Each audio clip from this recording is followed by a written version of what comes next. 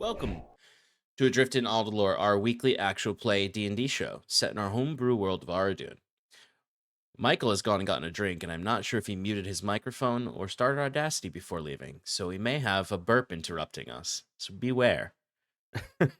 Anyway, our music is licensed through Musicbed.com, and occasionally we use audio from Syrinscape or TabletopAudio. They are really good services for your own games at home if you're into that kind of thing. I'm gonna bring Stefan in real quick. Oh, I just remembered that Saskia is on that frame, so I'll have to bring everyone in, even though two of them are off getting something to drink. So, oh, and there's my recap on the page. We do this every week. Welcome, Stefan. Can you talk a little bit about our partners? Because Shannon is unfortunately not feeling well tonight, so she's not joining us. Let me make sure audio's working. Is working, everyone. Because I'm switching to Bluetooth because there's a battle map. There we go. It's now not it's working. Cool. We have people that partner with us here at Paradice, and we really like them. So we're going to talk about them right now. Starting with Arcane Spectacles. How would you step into Arcane Spectacles? Or more like put them on? No, check them out. Go to their website where every roll of the dice is an adventure. Their exotic wood dice vaults and hand-selected dice sets are the perfect treasure for any tabletop RPG enthusiast. And with their personalized D&D themed Christmas ornaments, you can keep the magic of your game alive all year round. Each ornament can be customized with your party's names, making it a unique and meaningful memento. So why wait? Join them at arcanespectacles.com and roll for the ultimate tabletop experience. Next up, we've got Underground Oracle Publishing. They are a best-selling NA-nominated TTRPG publisher, building new and exciting settings for the cipher system of every genre you can imagine. Each setting includes everything you need to explore its unique world, including lore, species, descriptors, foci, creatures, ciphers, artifacts, and all the rules you need to play. For as little as $3, you can join their Patreon and help shape each of their worlds that they create. Next up, we have Eddie Yorke. He is our character artist. You saw his art on our waiting screen. He is an illustrator based in the UK who makes art for games and books. You can visit his portfolio and get in contact with him by going to eyorke.com. He is currently working on his own setting, Apocalyptis, I believe is how it's pronounced. Yeah, Apocalypsis. I need someone else to pronounce it, otherwise I'll never know. But it looks phenomenal. As Very always, cool. His art invokes this world in ways that words never will. So while he is writing stuff down, the art does it better justice. So highly encourage you to check it out. He's got a Patreon where you can see more stuff. And I think he actually just uploaded his first YouTube video that I have not checked out yet, but I plan to, that describes more about this setting. Episode 1 of Apocalypsis Adventure video series. It is Apocalypsis. Okay, cool. Yeah, so check it out.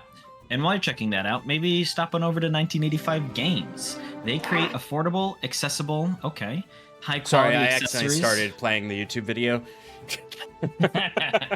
All right, well... I was just trying to get a link for it, and I started playing it. That's okay. Instead of listening to Sean do it, everyone out there should do it. And while you're doing that, go to 1985 Games. I still wanted that segue. I thought it was good.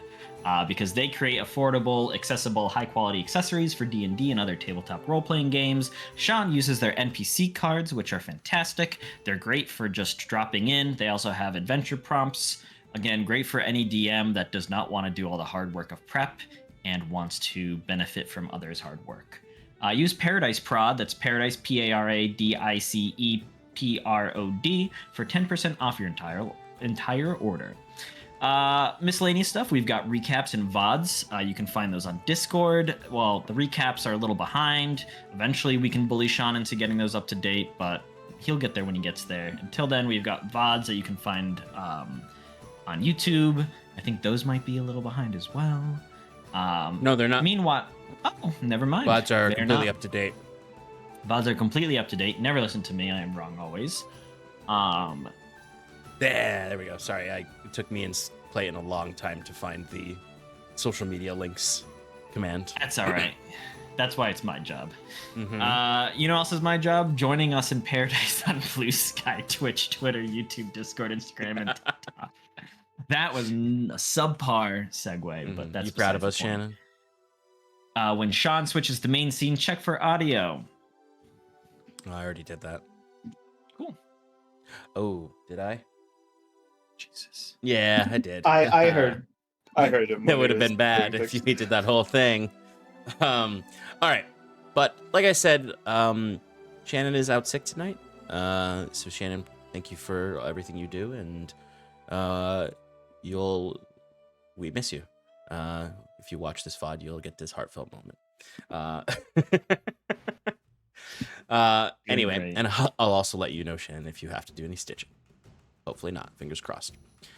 Alrighty. Let's jump into our recap. And look who's here. Nope. It's Michael. Nope, never mind.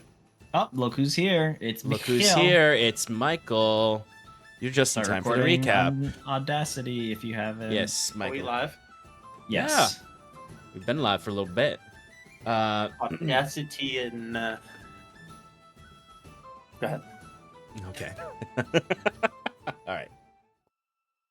Last we left off on the 23rd day of Decim the Raven's shadow on a Lunayim near. Iron and Mana encountered what lay ahead in the tower proper after spending many hours traversing the sewers in the city outside to get to where they are. Their goal still to reach the top of this tower, to ignite the lighthouse with the blessed wart root in hopes that it will purge this area of the rotting undeath that has plagued it for many years. After a short rest, the party gathered what they could from the Briar Knight remains and trekked toward the stairway. At the top, they found a vast and endless room. A shallow salt flat flooded with roughly 6 inches of water and dazzling with starlight above. An illusion, of course. One broken by Saskia to reveal an old decrepit library hall with 2 strange, undead creatures. The garb of wizards, but the muzzles of wolves. Fearn tried to sneak up and attack one, which triggered a combat. The 2 undead wizard lycanthropes were dispatched, although they may have taken a hunk out of our hero's health pools. Sash chewed Fearn out for the reckless attack, and Fearn agreed to stay quiet, pointed out the seeming fruitlessness of him and Septimus' sneaking abilities. As the party decided their next move, the seeming illusion began to regrow across the room. They quickly decided to take the tunnels offered by Declan, the strange little stray kobold they found in the previous chamber. He brought them through these tunnels, and they led to a pantry room. The party entered the next space to discover more wizard tricks. They were locked in a room with another lycanthrope, but this one was chained to a chair. He presented a riddle, but seemed eager for the party to mess up. When they succeeded, he grew angry and called the riddle too easy. He shared some history with the party about the wizards of the tower, the discovery of Pescos and Ladan, and their experiments to compete with Kirinor and solve the undead plague in their land.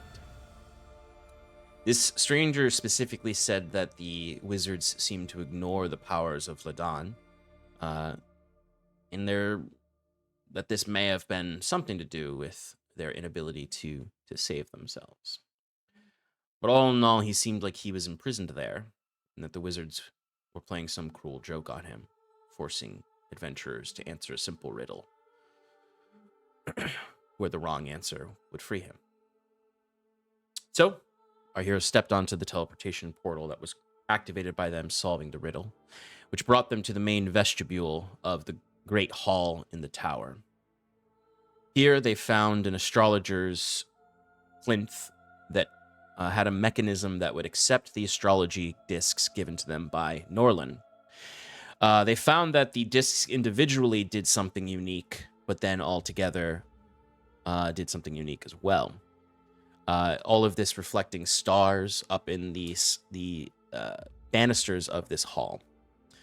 Sass identified that the stars looked a little strange, but then when you combined all of the discs, they seemed to right themselves and reveal an opening in the back of the room.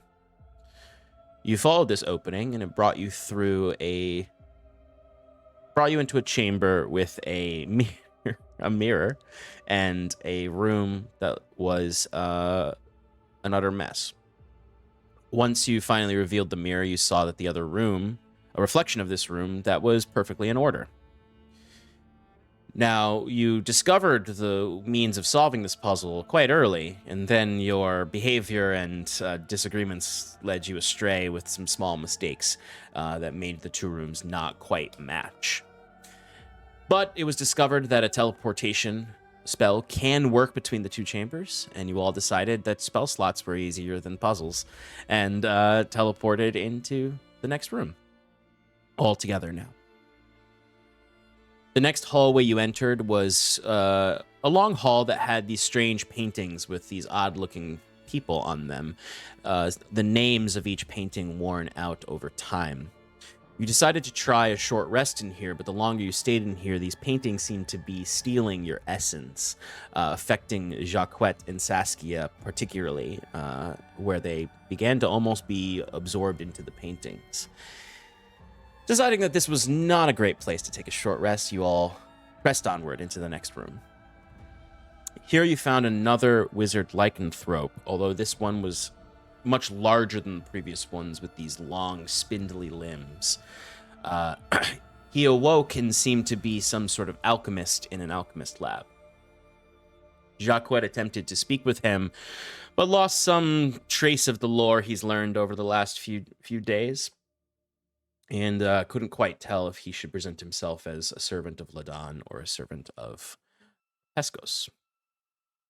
The alchemist seemed partial to Pescos. Fearn trudged forward to take over, and the alchemist asked him the similar questions of who he stands with, and the alchemist seemed to notice some artifacts on Fearn that represented these heavenly fathers, saying that you wear the crown of gleam and the amulet of darkness. But Fearn grew tired of this, and as the entity held his face and got closer, Fearn decided, screw this guy, and headbutted him in that moment, sending his head going flying backwards as the party then was to prepare for an initiative roll, which is where we left off. So we have our battle map out here. You can see the room has the slightly rounded corners and has some areas where there are tables with several workshops on them, experiments, gadgets. I mentioned last time, Bruce, that you noticed that this was an alchemy lab, but it definitely had the traces of artificing throughout it. As this creature sort of activated, for lack of a better way to put it, when Fearn headbutts it, the torches in the corner of the room light up. A torch on his front, the desk in front of him lights up. As he reels backwards, his elongated arms kind of catching himself. You notice that he's just generally has like a very large upper body with these large arms. Like he could even like potentially reach across the room to grab something. But let's roll initiative. Woo! Quickly before we get into it, Yeah. just because I wasn't here last week, the touching of Fearn's face from this alchemist. Yeah. Can Septimus, like, did it look like it was going to harm him? Was he just... It wasn't. I guess what so would the the way perception have been from like him pressing his hand to his face before Fearn headbutted him? If I remember correctly, he had really long arms. So Yes. he like touched my face, and I was like looking back at you guys, like thinking like this is weird. and then eventually I had to like literally pull him towards me in order to hit his to get him with a headbutt. So Yeah, it I think wasn't. he was just like gently caressing my face, sort of thing. I did mention towards the end of the effect is that he did start to just squeeze your head. Oh right, At a yeah. certain point, and that's when I think that more so triggered the Okay. decision to headbutt. But before he started to squeeze the head and basically Fearon grabbed his arm and pulled him forward to headbutt him, he was more so just feeling it in a way that someone maybe blind might be feeling to get the details of someone's face. And then as soon as he started to talk about Fearon bearing symbols of both Ladan and Pescos is when he started to squeeze his head. Gotcha. Oh, I see. I see. All right. 20 to 25. Oh, I didn't even roll. Sorry. I'm probably not 20. gonna 21 over here. And to Juquette's point, he was a servant of Estos. Pescos. Escos. Yeah. Okay. Pescos. Sorry, who got between 20 and 25? Fearon, you got 21. Yep. Okay. 15 and 19?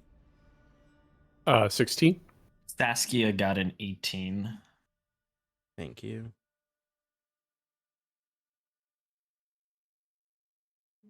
$10 to 15? Jacquet got a something. Sorry. Disappeared. Jacquet got where the fuck did it go? 13, sorry. All right, and your dexterity is plus 5, 4. right? Or plus 4, okay. You will go ahead of the enemy. And what'd you get, Mikey boy? 5. Septitis, is that what you got? Oh, yeah. I got Septimus hard. I progressed All right. further past the alphabet. It was just way past Z. Way past Z. All right, so Fearon, you are up first. You've just headbutted this creature and it's sort of fell backwards right now. It is a large creature, although its arm length seems to be able to extend, as you saw, and its legs seem to be able to extend. But Fearon, you're up first with Saskia on deck.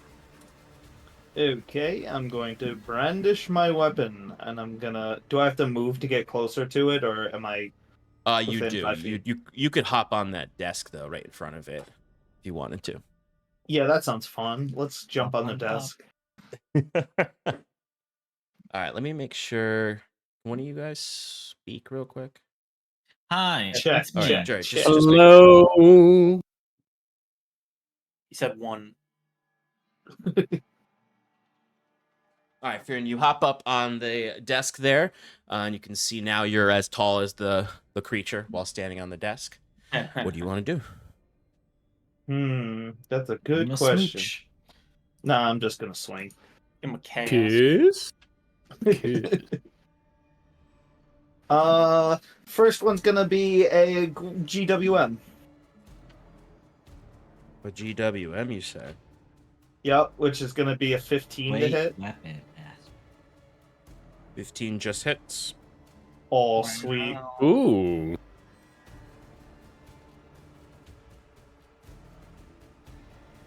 For 18 bludgeoning damage. And 5 thunder damage. And I'm gonna do it again. Before you Did do you it again, add? Did you add the great? Wait, what was that? There? Yeah, I added the extra damage. Oh, you did. Oh. Before you do that, in response to being attacked, you see the alchemist. First of all, you like hit it, and it like again goes kind of like flying back for a moment, almost like a staggered. You staggered it, and then it comes forward, and you can see it moves like really uncomfortably fast.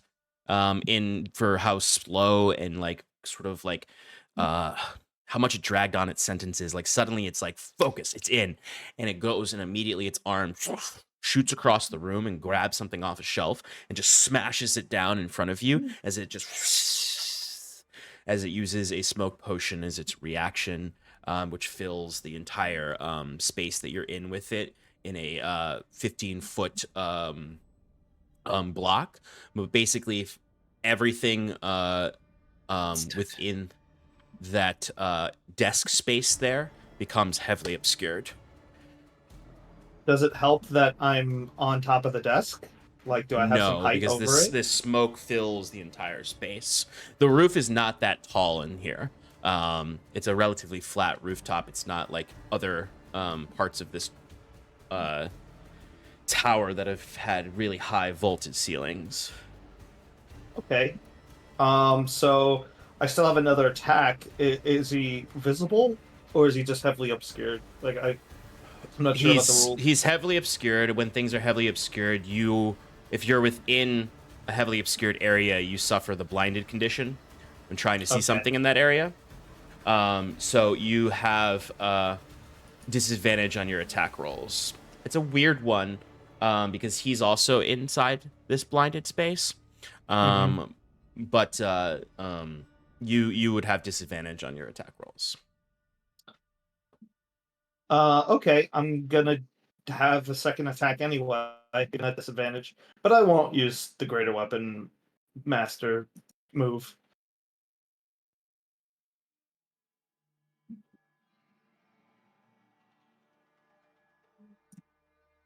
You get an extra 10 for greater weapon mastery?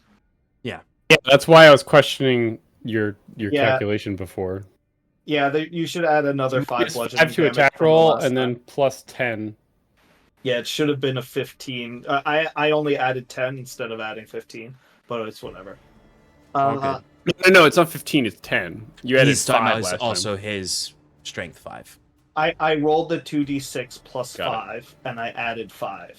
Yeah, so the 5 is fine. I added the 5 here. Okay. You're good. I would have gotten a nat 20 if it was advantage instead of disadvantage, but I still got a 25, so I still hit him. You still hit. We're gonna have 13 bludgeoning damage and 9 thunder damage. Nice. All right, And- so pow pow. Yeah, smack him up.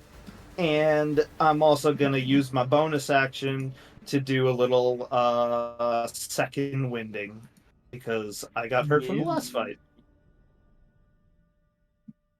And that'll be my turn. All right, excellent. Saskia is up.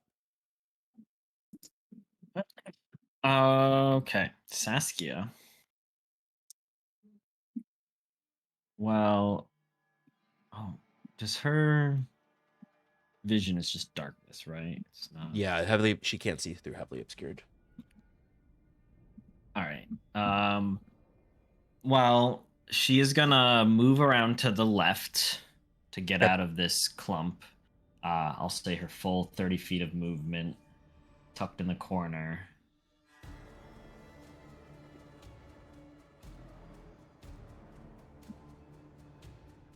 Okay. And then she's gonna turn to Bruce and be like, "Bruce, can we still expect you to know your yop, or have you not decided to do that?" In an Irish accent. In an Irish accent. Yeah. All right. I can distract it. So she's gonna hold her action to Okay. cast the Eldritch Blast after Bruce has used his Draconic Cry ability. Okay. Well, Bruce is up next. So, Bruce, what would you like to do? All right, With Chuck so White on deck. I would like to run. Okay, so Sean, is there any way I can run to the right side of it with my movement, and still be within 10 feet? Yes. Can I do that? You'd have to use all of your movement. I will use all of my movement. Perfect. And while I'm there, like, hey, idiot! And that's my That's your yop. that's my yap. Those who don't know what the yop is, it's his draconic cry. So Yeah. you draconic yop to this this guy. Yeah. So now all attacks have advantage against it. So Until Sass is the gonna Start end Start of your of- next turn. start. Start. Okay. All right, Sass, go for your attack. So she's got 2 neutral rolls. That's an 18 plus 9. Hits. And then 3 and 9 is 12. 12 So- does not hit, but the first one will hit. All right, so she'll do gross. 6 force damage. And then because she hit with her thing, where is it? It slows, right? She's got that Yep, 10 feet. invocation. Yeah, so she slows it by 10 What was the feet damage until again? the 6 force, and then it's slowed by 10 until the start of her next turn. Perfect. Alrighty. Bruce, anything with your bonus action? Well, my main, sorry, so your that is my bonus action. My main Yep. action, I'm actually going to cast Blink. Oh, nice. Okay, so Bruce, you cast Blink. Does that have any immediate effects, or is it how always usually happen at the Well, end? and when I cast it, I slap myself on the chest and I like momentarily become ethereal. And then at the end of my turn, which is now, I Mhm. get to roll a d20. And depending on the outcome of that d20, I go ethereal. Okay, so you are in the ethereal plane. Alrighty, This thing Bruce. follows. I rolled an 18, by the way. And not that it matters, as long as it's above 10.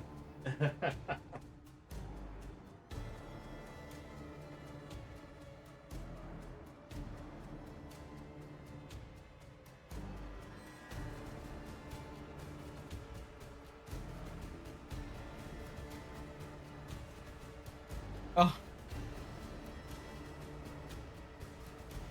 Oh.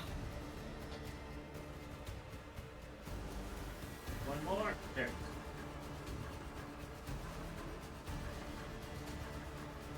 Bruce, as you enter into the ethereal plane here, you start to see strange spiritual monstrosities. You see 4 of them that are they are like almost look like worms, like a spectral ghost made entirely of worms, and flowing almost in a free state. As you can see, 2 of them have like 6 arms. One of them has no arms and is just sort of a skull on a large plume of ethereal mist. You're just generally seeing some ghosts in this area, Ah, shit. and they all look at you as soon as you become ethereal. Uh-oh. Gorsh. And I'll roll initiative for them. You thought you were safe? That was- Oh no. What was the purpose of this spell? You poor sap. You sap. No. Jackie Touche, you're up. All right, Jacquette to Shard. Who? So, question: Dissonant Whispers does Mhm. not specify that I need to see the creature that I whisper discordant melody to. Would I be able to target this guy, even though he's heavily obscured? I believe you can, because I think the concept behind it is they just need to be able to hear you. Right. All right. Yep, So yeah, as Jacquette long as it can hear you, then you're good. is going to cast at second level Dissonant Whispers, but Mhm. first he's gonna go. Great long arms. You think you worship Pescos, but you're just a Lodono simp. Oh God. As that's his cutting or unsettling words. All right. So I'm gonna need. Yeah, it wasn't great. I know. Okay. It's okay. I didn't say anything. Wisdom saving throw. DC 16, and then minus a D6 off of that. Minus a D6. All right. So it's a 17 before the minus the D6. Is that a Okay. So So it it needs fails. at least 2. Okay, dope. yeah? Because I got a 5 on the d6. All right. Oh, that damage was poo poo. 9 psychic damage. But it has to use its reaction to move as far as possible, but only if it still has a reaction. It already used its reaction to cast the Right. smoke. Damn. I thought of that as I said that. Well, that's 9 psychic damage. Jacques is then going to flank around to the right and tuck himself up beneath that cage to basically be in as much cover as possible. All right, excellent. All right. So it is the enemy's turn, the alchemist's turn, and Septimus, you are on deck. Let's see. All right. First things first, it's gonna use its bonus action. And on its bonus action, it is going to throw a potion right at it's gonna throw it at Saskia. Or actually probably not Saskia. It's actually probably gonna weirdly enough throw it at Septimus. It's just funny to me because Septimus has done nothing. He's still there. He's deserving more so than anyone. Does Well, you does know he what, have actually? disadvantage because No. he's in the smoke, or because For I'm other right next to reasons. him? Okay. This is not a ranged attack in that way. He's just extending his arm all the way, and dropping it. It's a melee attack. He reaches his arm up to the ceiling and it comes down toward on top of your head. You're not You're not really wrong. It is basically the fact that he can use his arms in ways that are not ordinary. So the arm does come out of the smoke, Septimus and Sass, actually, as you both would see, sort of just like a big old like a big flask comes out of its hand and goes flying towards the middle of the two of you, as it detonates where it lands and shoots out this vitriolic serum that I need both of you to give me dexterity saving throws for. That seems about right. 8. That is a fail.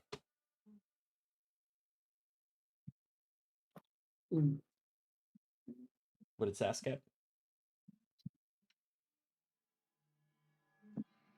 Like Vitriolic Nat means 20. that it has like a lot of vitamins in it, right? Ooh. Nat 20. Nat Nice. 20. Oh shit. Ooh. 23.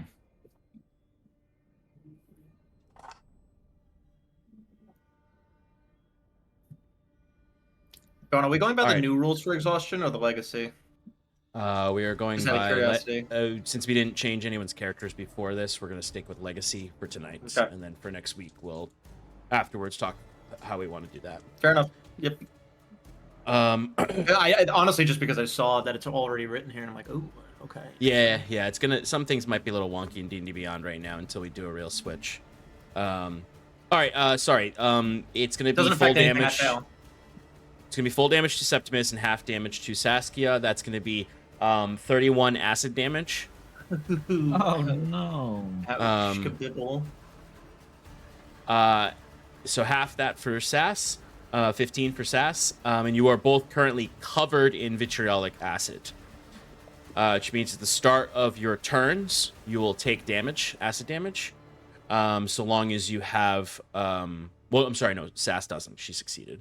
Septimus is covered in vitriolic acid, so at the start of your turn you will take acid damage unless you take an action to essentially wipe the acid off, or if there's a way that you can wash it off.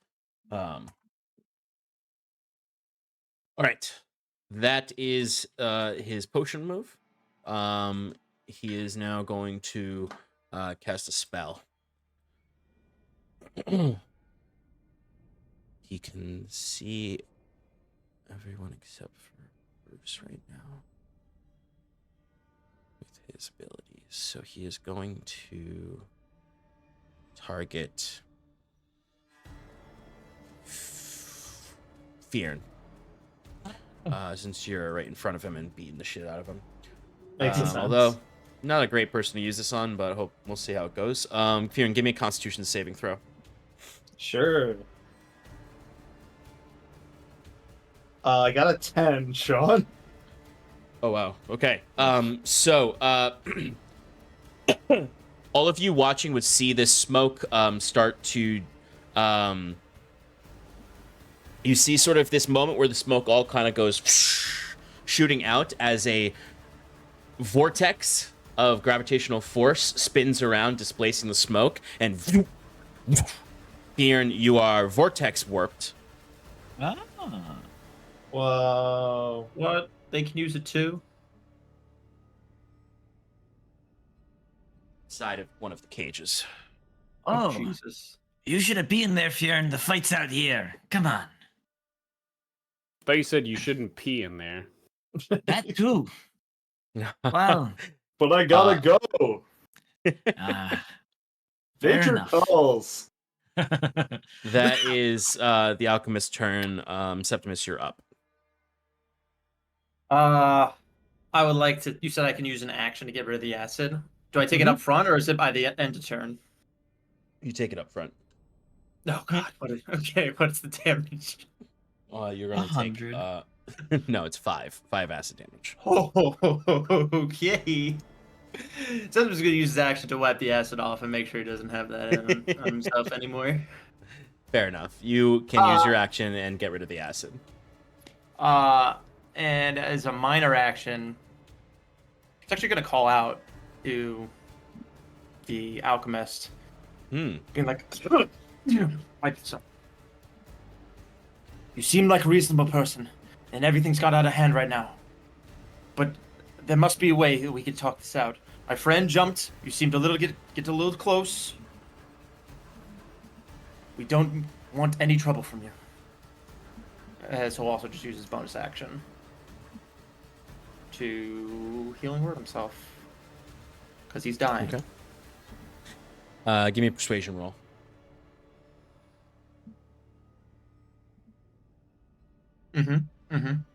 That's a 5.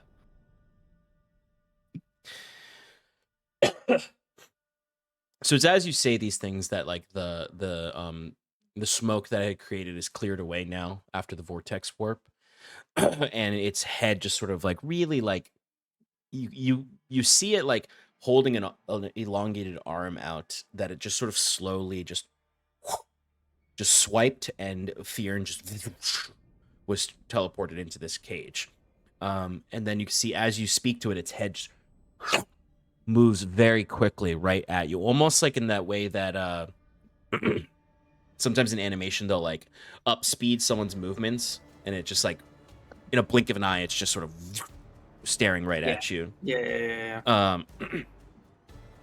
As it would kind of adjust itself into its position staring right at you, but it does not respond. It's just these two very shallow lights in the socket of its eyes that you can now see. The eye sockets themselves are empty. Yeah, I'm gonna there are just these little points of light in them. Be gone. It's worth a try. But that will be Alright. my turn. Yeah, it's this strange thing happening with these undead that can speak in some ways. They're almost like they're still undead, but they do have some speaking abilities, some mind there. Anyway, any movement, Septimus? How big is the smoke?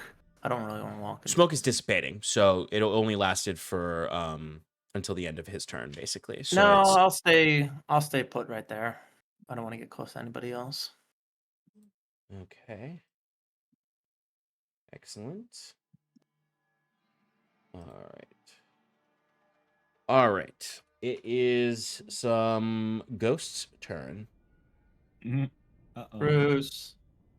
Hey, whoa, we don't have to resort to violence here. Bruce. I love you. I'm just the And ghost. that's why I'm too. gonna kill you. He's just a baby. He's just a little guy. I used to love her. Preach. All right. So these shadowy ghosts start to just sort of slowly float towards you, Bruce.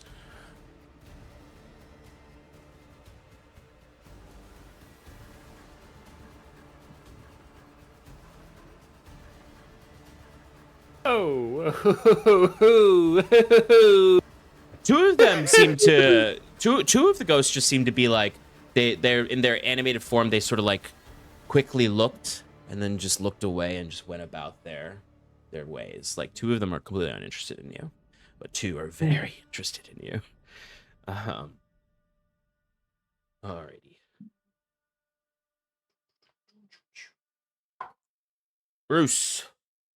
This is They 17 getting handsy? They're getting handsy. Yeah, it does. Literally with the chilling grasp. Again, maximum damage, Bruce. 10 cold damage. And Oh, I resist your this. dexterity score is reduced by 2. Oh no! What am I gonna do about that? You're gonna get worse at everything. Bruce does an 18 hit. Yes, it does. Okay, that's going to be 7 points of cold damage. And your dexterity is reduced by 2. All right. My goodness. We're at 5 dexterity. Bruce, you just feel your like this attempt at just like completely consuming in your essence. You feel yourself growing sluggish, your muscles tightening up at the spectral cold that is affecting you.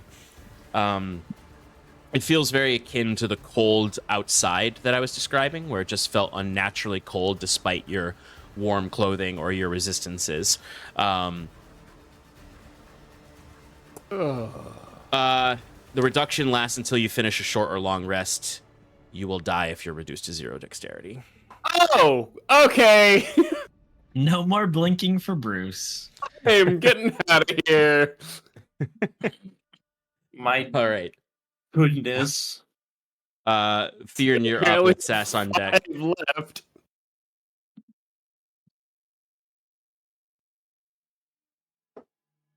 Theron, you're up. Oh, sorry. Yeah, let's do it. I hit him with Alright. the thing. You Can I can't. You're in see a him? cage. No. you got teleported into a cage right now. What's in the cage? There is the corpse of a lycanthrope wizard.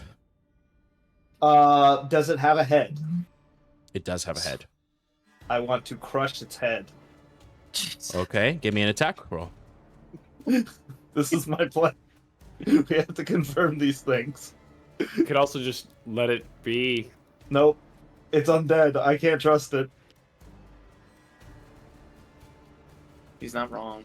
Do I have advantage because it's He prone? should, but he shouldn't say it. Yeah, sure. It is Sweet. technically prone. Yeah, you're correct. 23 to hit. Yeah, that'll hit the head. Okay, I'm going for it.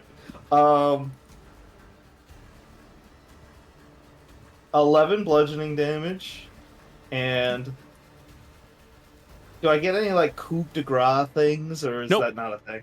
Okay, 8 thunder damage. Did you add your Great Whim, Mister? I You didn't didn't do do it. I didn't roll for it, Oh. but I might on the second roll. You deal 19 damage as you bring it into the back of this thing's head. And it says as your like maul is sunken into the back of its head that you see like its arms just go as it does wake up with this I hit. knew it. Y'all doubted me. Because you hit it. No, Uh, that thing would have came alive. It did for an entire round. Yeah, but there's nothing in the cage too.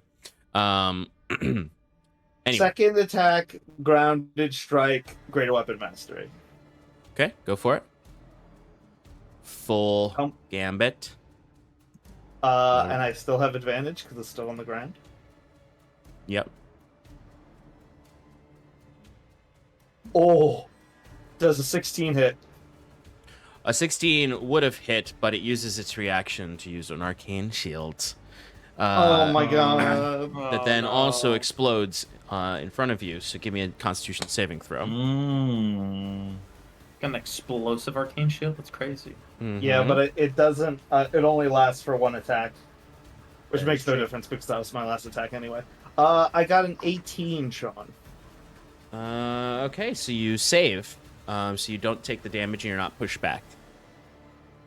Okay. I don't have any things left. Damn it. All right. My turn. Bonus action All right. push. Already used my bonus action. This is not Baldur's Gate. Oh, right. And we have not updated our characters to have I was about to mastery yet. say, yeah, didn't they do that with the new update? They did, but we haven't updated our characters yet. Free We didn't action. talk about it before we went live. I did post in the chat. Some people. Free action. Pull Gale's corpse into a chest and move it back and forth a couple times. Nope. Anyway, Saskia's up with Bruce on deck. All right, Sass is gonna, because she still has advantage on this guy from the Draconic Cry. She's gonna hurl 2 more Eldritch Blasts. Wow, holding that Eldritch Blast for Bruce was a really good move. Thank you, I know. That's a 26 to hit. That'll hit. I learned it from you guys. That's 12 force damage. Fair. That's fair. As your player that is you taking literally advantage used of that on Saturday. Shush. Like, you know what? How much damage was it? 12 force damage on the first one, and its speed, not that it really matters, is reduced by 10. Oof, Sass. Oh no, it's a 14. 14 just misses. No, sorry. On Plus the 9. dice, sorry. That'll hit. Okay, thank you. I can't do math unless it D&D Beyond tells me. 11 force damage. Nice. How's this thing looking, Sean? It's definitely looking rough now. Like you, with this next hit, it looks rough. Okay. But it does. Your sarcastic comment seems correct in that it doesn't really seem like it's going to move from this spot. It's just going to like behave from this spot. So Sass is going to move up to the cage wall to hopefully give her some cover.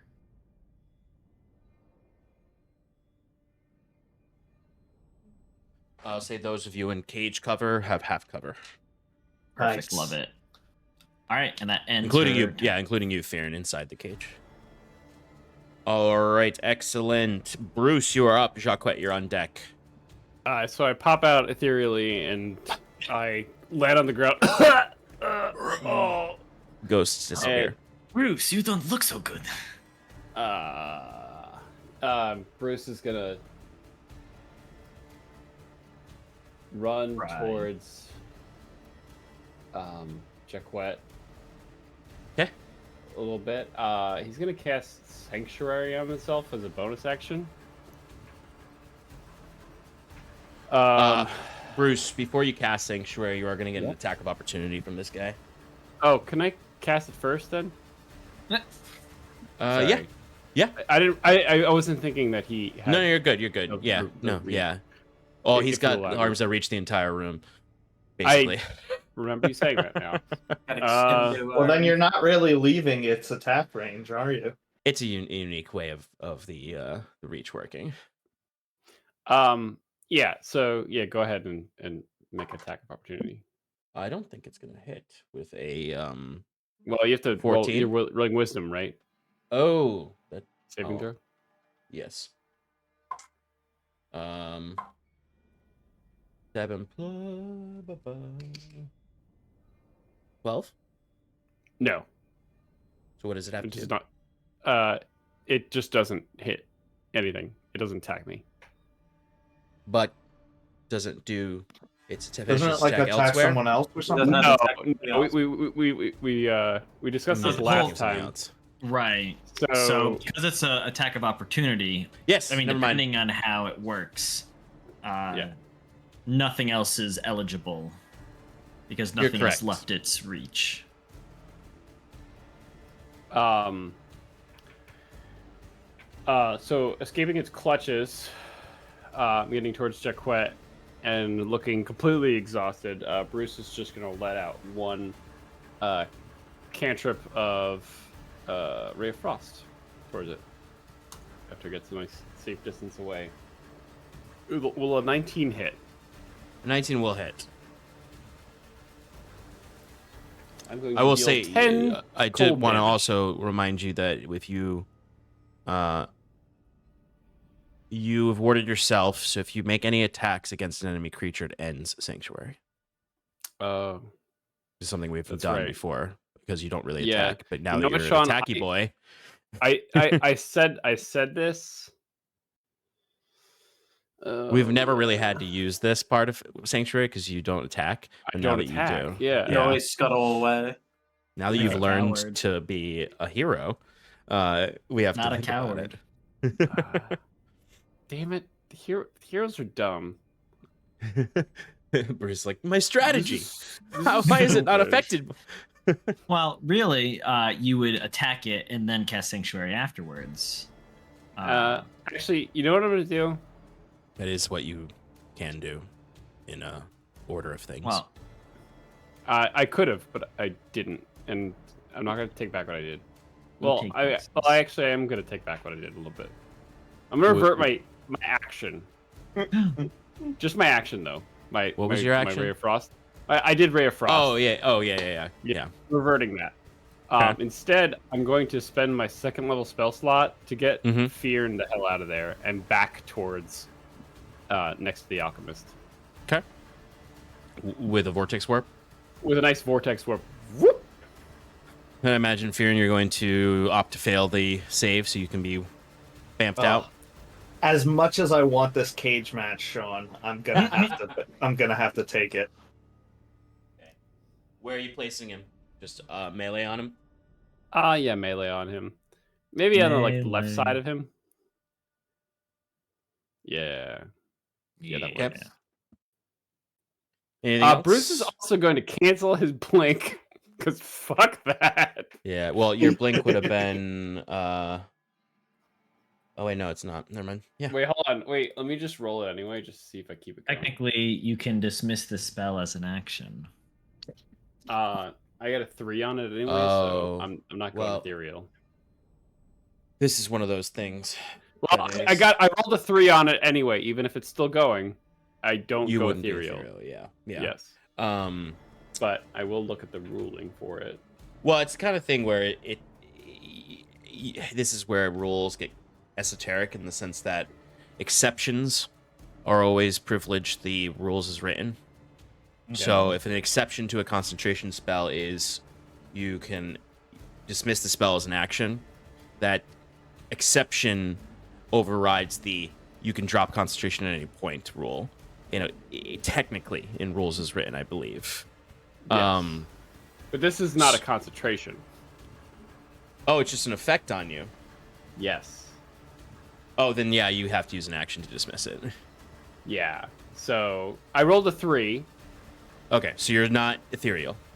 Yeah. Okay. I'm not ethereal this turn. No. And I still have Sanctuary up, and Fear is now in the playing field. And I'm Okay. done with my turn. Cool. Sorry for taking for so long. No, you're good. You're good. We had some new dynamics to think about we haven't used before, and some confirmation of old ones. All right, Jacquet is up. All right, Jacquet is going to steady aim and then fire his light crossbow. Okay, go for it. Thanks. I will. Imagine Bruce backed up here, and then you just dropped your arm on his shoulder and steadied your aim. Please, on his head. Yeah. Bruce is like curled over, having lost so much dexterity.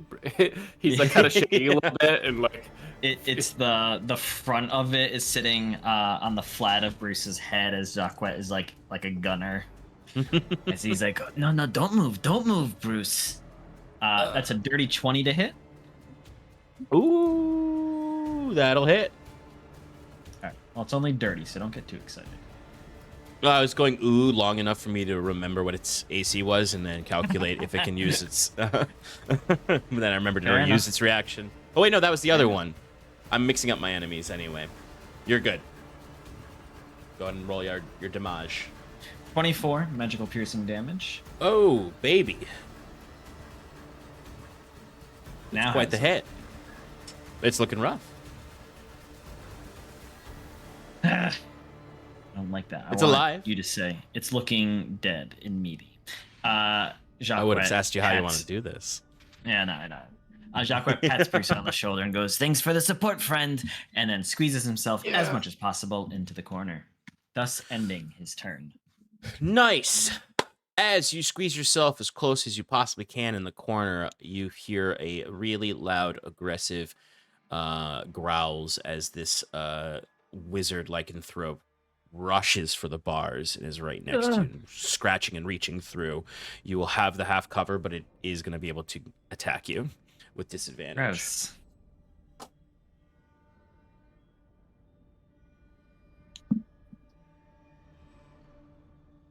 Right. Disadvantage, though, so that is probably not going to hit with 14. No. All right, second attack. Good thing it has disadvantage because that nat 20 is not going to hit you, but it's 22 probably will. Yeah, I'll take that. You take it? Okay.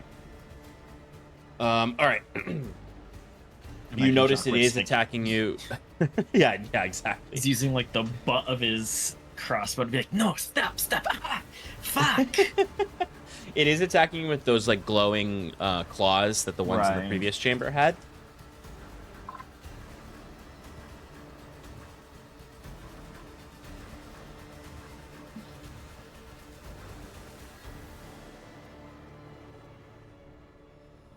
"26 points of lightning damage." Fucking kidding me?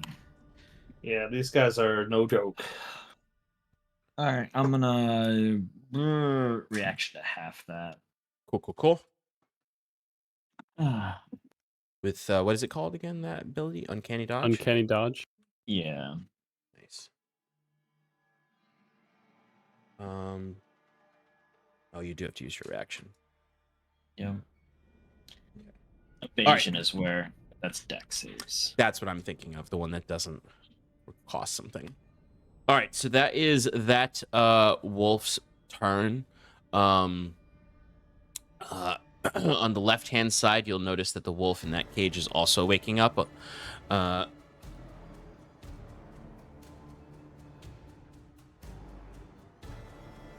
Theron, I need you to give me another Constitution saving throw as the alchemist waves his hand at you.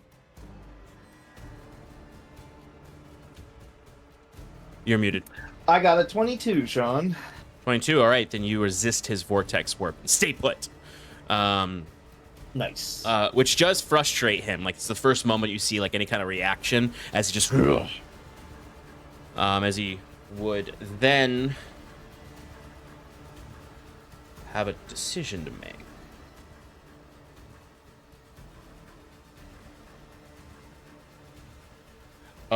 He is going to reach behind him and grab another large flask and just start to gorge upon it, and gorge upon it. As you can see, this viscous substance sort of pours down the sides of his maw and sort of through the holes of his skin. You can see a little bit of it. It's like strange to see a undead creature healing itself because it's just kind of like it's not healing itself in the way you all heal, where your wounds close up, your infections go away. It's more of a mechanical heal in its own weird way. But he is healing himself with his bonus action. Wow, I rolled very low on some of these, so that's good for y'all.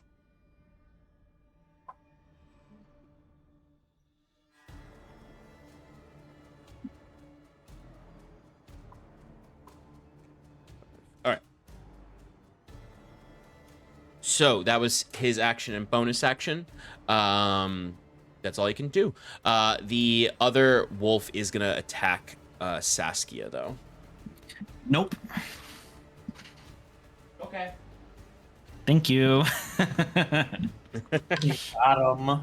2 attacks. Sass does have the cover, and it has disadvantage.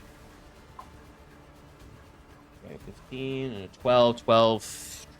No. Does a 17 hit? Meets. Meets with Right, just half hits. cover is Okay. +2 to AC. Yep. Yeah. All right, and then the second attack is, I think, also going to hit with a 19. Yep.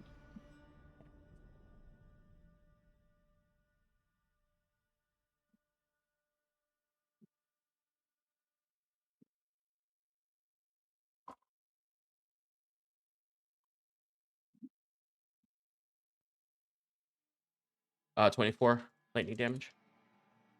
Oh boy.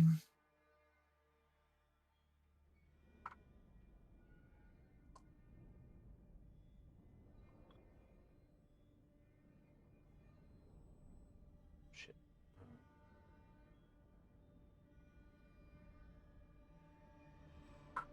And then another 22.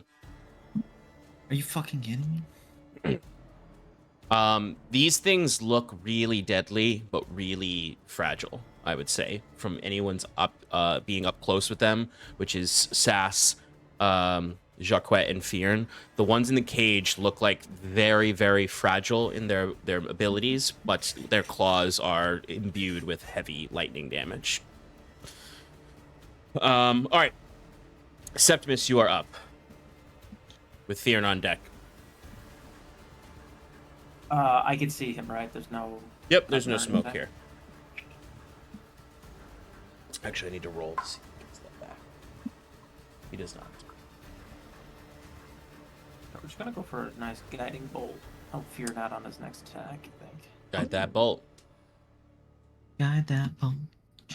Come Guide that bolt, baby. on. Wait a minute, hold on. I had disadvantage, right? Why? No. No, Exhaustion? you don't. Only his skills and abilities. No, Oh, exhaustion. Yeah, that was the poison last. Poison is ability what was check. giving Yes, you yes, yes, yes, disadvantage. yes. Okay, yep, okay. 18. 18 will hit. Pew! 15 radiant damage. Ooh, nice. And Fiern will get advantage. Nice, Will lit he? up. All right, so that was your action, Septimus. Anything with your bonus action or movement? No, I'm gonna stay right there. Okay. Bonus action. No. I'll do it. Alrighty, Fiern, you are up. You have advantage on your first attack. Cool. I'm doing the whole kit and caboodle, Sean. GWM. GWM, grounded strike. First attack, go. And he's a kit. 2 3s. I got a 12 to hit. Oh wait, Oh my minus 5. 7 to hit, Sean. Yo. That does not hit. I do it again, but without the grounded thing. Okay, go for it. Do I still have advantage? No. Oh, is it the first attack? Can you I think read it's for the guiding first bolt? attack. Yeah. I'm On pretty sure. hit. Next attack roll made against Yep. target. Yeah. So you don't have advantage. What if I said pretty please?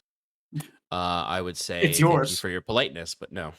Well, I missed the second attack too, so I'm gonna have to hit him with the old action surge Action surge. and do it again because I'm sick of this shit. Go for Why it. am I rolling so bad? Great Weapon I'm Master? gonna. Yep, committing to the greater weapon mastery. Greater good. So that is still Like greater bad, good. but a 9 to hit. Does not hit. Okay, last attack. My lord. Still a great weapon master. mastery. Okay. Committing to the bit. 14 to hit, Sean. Just my- misses. God. You've contracted some septitis, I think. Yeah, that's comes to you. That's what happens when you get vortex through the void constantly. Yeah, I'm right. just disorientated. Saskia is up. Bruce on deck. Saskia, will she trigger a attack of This is something I opportunity? wanted to tell you and Saskia, which is me telling you. Be due to the bars, they do not trigger attacks of opportunity. All right, dope. So she will just take 5 feet back, Mm-hmm. and then she's gonna.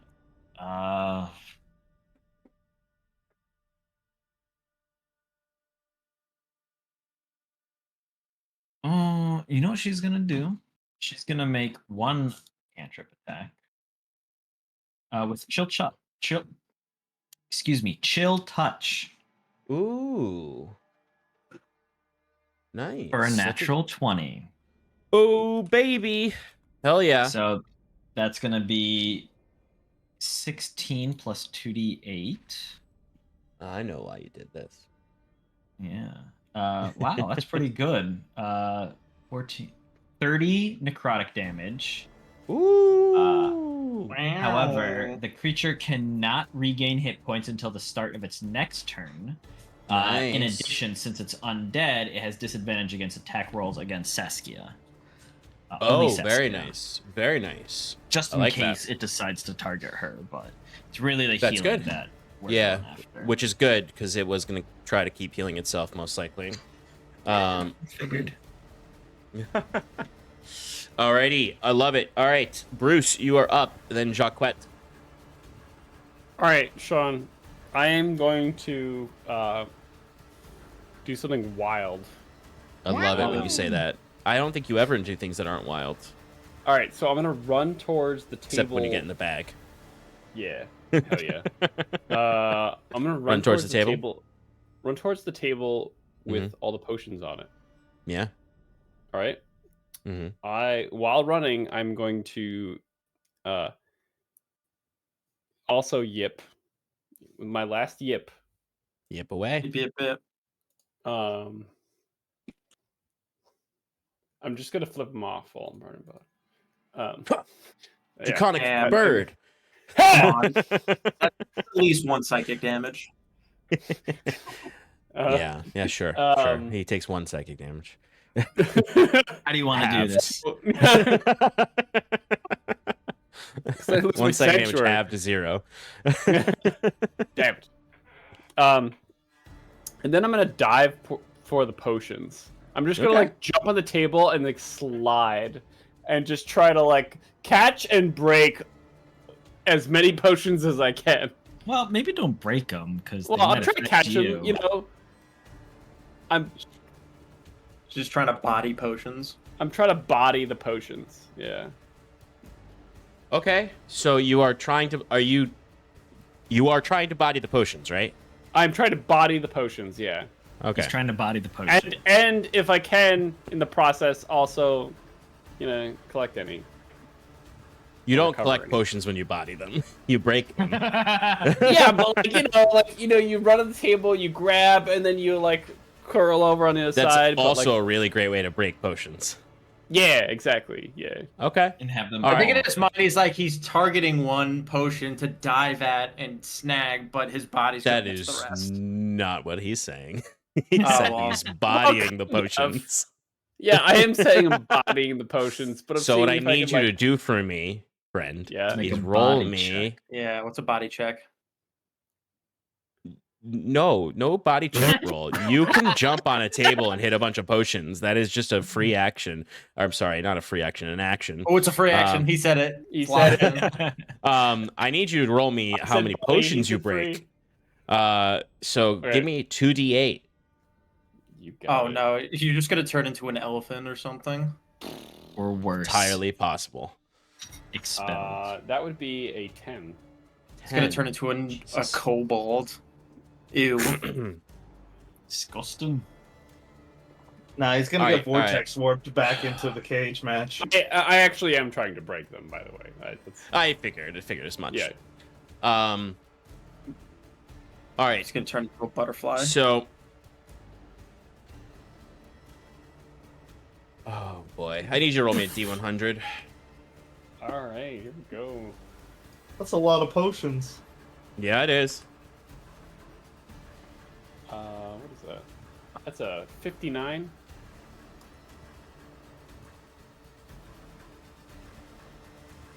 $59. All right. What's your favorite color, Bruce? I imagine Bruce's favorite color is like. Does he even know what colors are? He's not Yeah, he does. colorblind. He's Oh, not I forgot colorblind. about his. Well, he's not colorblind. Which He can which see shade of gray is his favorite? all the colors are blotches to him, but he can see colors. Yeah. What's Bruce's favorite color? I think I imagine his favorite color is probably orange. All right, orange. Yeah. Your scales are orange now for 2 days. Whoa. Roll me another D100. Roll a couple of them. Oh. That's a 3, Sean.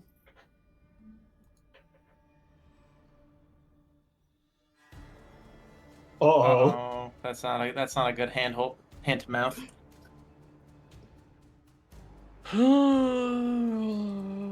You explode into confetti, and each little Everything- confetti piece is a piece of Bruce's consciousness. everything that's No. orange in the room spontaneously combusts. Yeah. All right, I have 2 tables up right now where I'm picking between them for safety harsher one. reasons.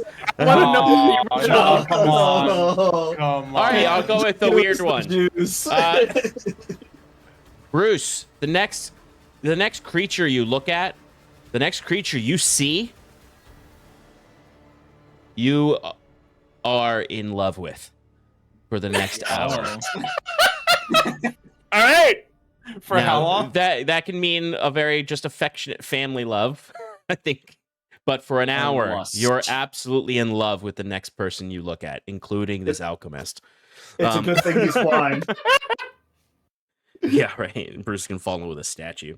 Bruce, give me another D100 roll. All right, here we go.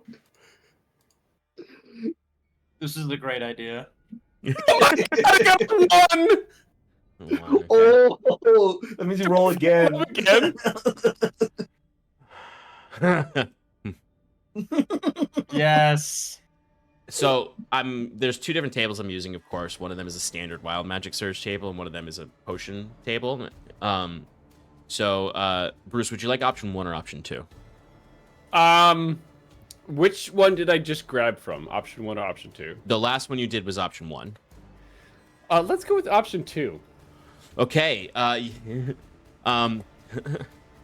the start of each of your turns for the next minute, you have to roll on the wild magic table. Oh my lord. Option 1. Yeah, you should have picked option 1. You know what option 1 was? You just grow a bunch of feathers. All right. Wait, Bruce. so how many rounds? How long? A Does he minute. have to 10 do that? rounds. A 10 minute? rounds. Oh my lord. He has to do 10 wild magic surge rolls over, regardless if battle ends. Like, if it'll just be another. He has to keep rolling them if Oh battle my ends. Jesus. All right, Bruce, roll me a D100.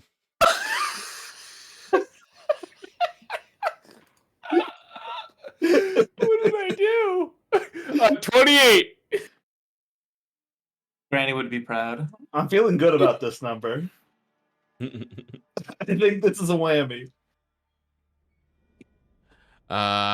All right, Bruce. This one actually is very good for you. For the next minute, all your spells with the casting time of 1 action have a casting time of 1 bonus action. Oh. Ooh. Oh, right. damn. Wow. Now roll another D100. Roll me another D100. Oh my god. I gotta write all this down. Hold on. I'm writing it all down. 63. Ooh.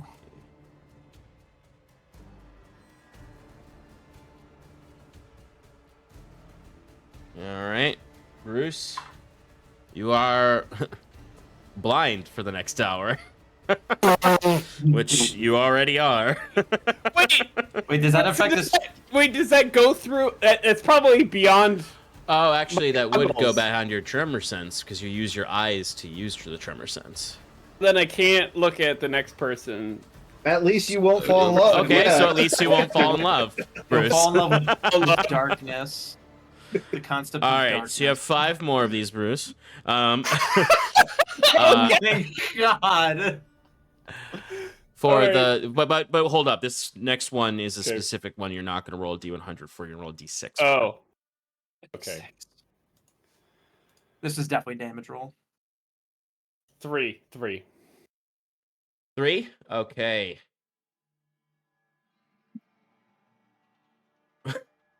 It's like all this blindness that's happening to you. All right, Bruce, give me a dexterity saving throw. Oh, okay. I'm already -4 on that. Oh my lord. We're looking at 2. Okay. 13.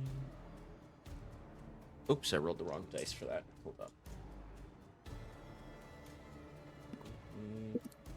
15, 17.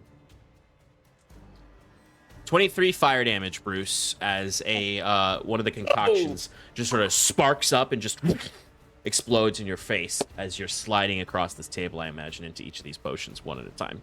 Oh my god. You were also blinded until the end of the Alchemist's next turn, but you're already blinded, so it doesn't matter. All right. Next one. D100, baby. 51 is what I rolled previously. 51.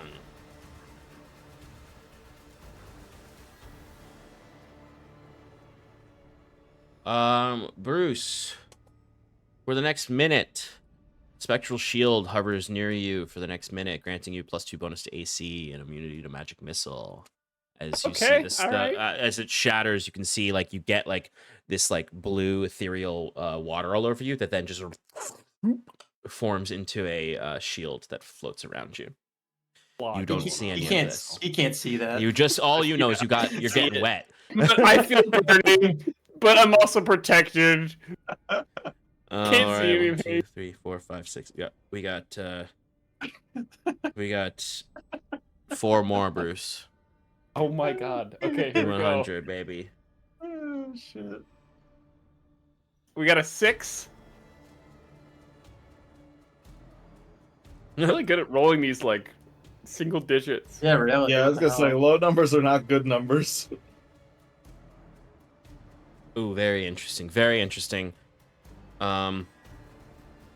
Bruce, this potion splashes in your face, and you have a deep sense of dread in your stomach, and I'm actually gonna resolve this one later. Okay. All right. Just gotta remember that. D100. We got a 66. One's the one where you cast fireball on yourself. Might be this one. I think it's like in the 20s or 30s, if I remember. Bruce. Is there one where he grows another head? Close. This one. Bruce, as this potion splashes on your face, your jaw starts to unhinge, and the bones in your jaw start to crack. As you can feel your jaw splitting in half, and becoming mandibles. Oh my god, no! I'm not going to tell you how long this lasts, or if it's permanent. Oh no! How long did it last? I'm not telling you, but it's Oh my you're kind of turning into like an elite from Halo. Oh my god, Sean. So I want to take back what you from earlier. I am just screaming. Okay. All right, here's another one. Oh shit. We got a 35. Oh my god. That's not it, is it?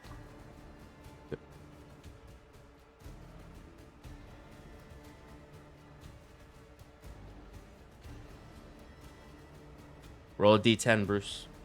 Oh god. 1. Bruce, your age reverses by 1 year. Oh, that's nice. Oh, a little vitality. I think this is the last one. This one's let me count them. Actually, I have them here. 1, 2. Oh, 3, sorry. 4. Does he forget what happened in the last year? Actually, no. That's it. That's all of them. Okay, good. We got All through right. 10. Whew. So I have all these details here. In case you okay, missed any of them. I count 9, Sean. So I am. His scales are orange. He's gonna fall in love with the next person he sees in an hour, but he's blind for an hour. Right. So he won't see anyone. That's 3. No, that's 2. In fire. I have a deep sense of dread. Hold up. Orange scales, in love. Oh no, that is 3. You're right. Blind. Wild magic surges for the next 10 rounds from you. Right. Oh my god, yes. Action spells can be cast as bonus actions for next minute. I forgot that one. Yeah. You have the good one. Permanent. You have a floating shield for the next minute, giving you a +2. Fire blew up in your face. A mystery, dreadful one that I haven't resolved yet, but will. You have mandible. Your jaw is deforming into mandibles, and you reverse your age by 1 year, as all these potions mix together. This doesn't necessarily mean that these were the effects of these potions. It is the chaotic amalgamation of so many magical reagents crashing into each other at once. I slide across the table screaming. You still have a bonus action? Nope. I yipped. I was yipping, screaming, and slid across the table. I imagine they fall on the other side. On that side? I asked you, do you mean the back table? That's fine. Yeah, I'm at the back table. I didn't know if the both tables had. I just assumed based the back on the one fact had that all the potions on it, but yeah, you slide to the back with the having destroyed 10 potions. Sweet Bruce, what have you done? it becomes like a. Oh God, Bruce. Oh, gross. All right, Jacquette, you're up. Jacquette is just like mouth agape, like having just taken like this damage from the other werewolf mage. Just like the claws are like slashing at him, and he's just like, "What the fucking hells?" Oh, Bruce, as he then steps out 5 feet to be out of range of the werewolf, is going to make an attack against the alchemist. Sure. I get my nice advantage because of the Draconic Cry. That's a 27 to hit. Ooh, that hits. And that will be 28 magical piercing damage. Damn. He's still alive. Yeah, I figured.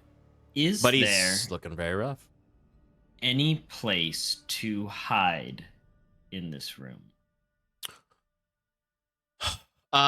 You would need to like fall prone towards where like Bruce is to hide behind that kind of like table. You could, I would argue that because you can still get half cover by the bars, you can hide.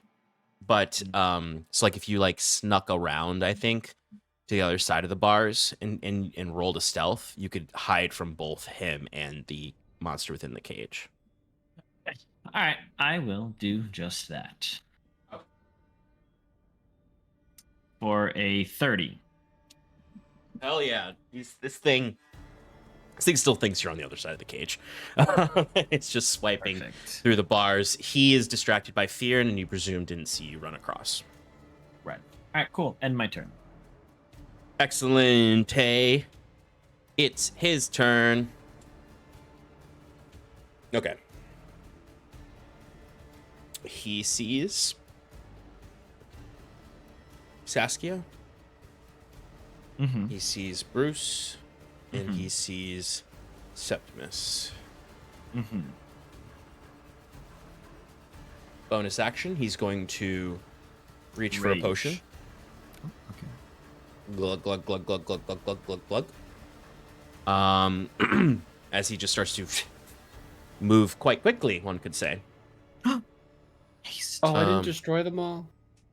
No, not all of them. This room is filled with potions. God. You'd have a really hard time destroying all of them. Although you did make a dent in the potions near him. Fear. Yes, attack of opportunity, please. No, he's not moving. Give me a Constitution saving throw. He really doesn't Oof. want to deal with you. 11. All right. Fearon, you are whisked away to a cage. Which one, though? No! I know you So don't damage mean of the other him. one. And then he's going to use his second action because of the haste potion he just drank. And he's going to reach across the room to a shelf where he pulls off a strange device.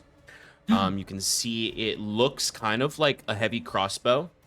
Well, really, it looks like a gun to us in the real world. It has seen guns before, I think. yeah, but not like this one. You've seen the pistols, but you haven't seen like rifles necessarily. Which this is more akin to. I'm just pulling up an image real quick to describe this. So an arc thrower. it has a wooden like stock that has these two sockets where you can see clearly two potions have been placed inside. no. They radiate with a amber light. This then goes to a metal fixture where it is clearly sort of like concentrating the energy of these potions into the front of the gun where there are these two slots like at A the muzzle double-barreled of it. potion shotgun. It is a double-barreled potion shotgun. God. And he is going to fire two shots, one at Septimus and one at Saskia. Oh no.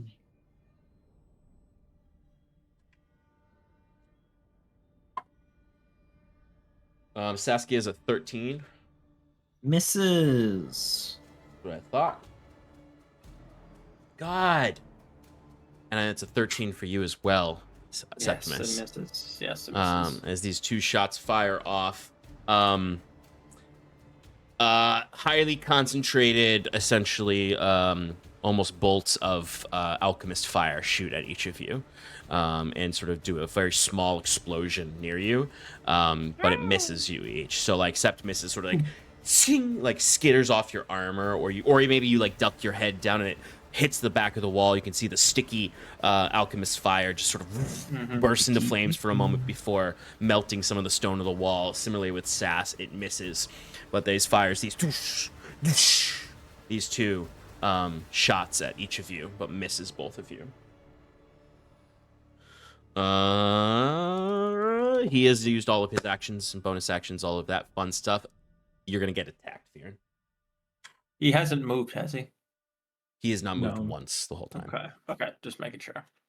Fearon, the first one's a Sean? natural one. Wait. Well, before you keep rolling, I just entered.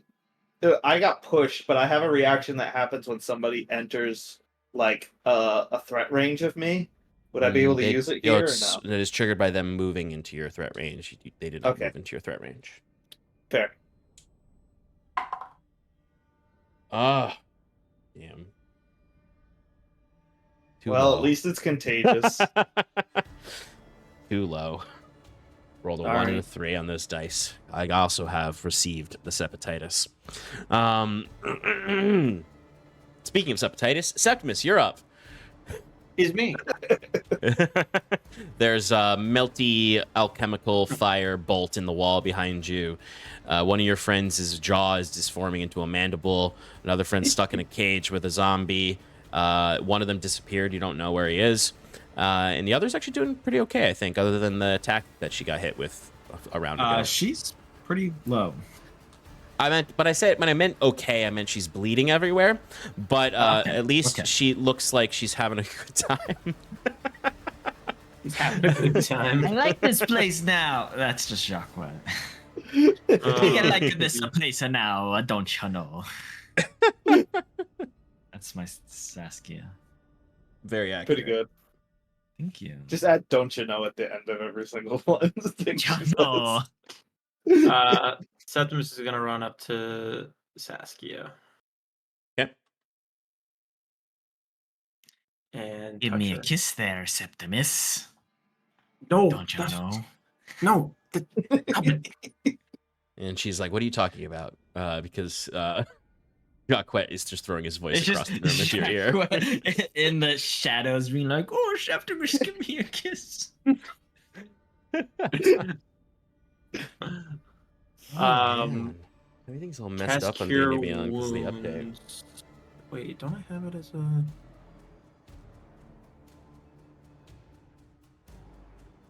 Can I use my For staff? your staff does have it. Should Yeah, have I it. know. Yeah, for some reason. 1 to 4 charges. She said she's looking bloody. She has 19 apples out of a lot Mm-hmm. of 79 apples. Alright, then I'm gonna cast it at level 3.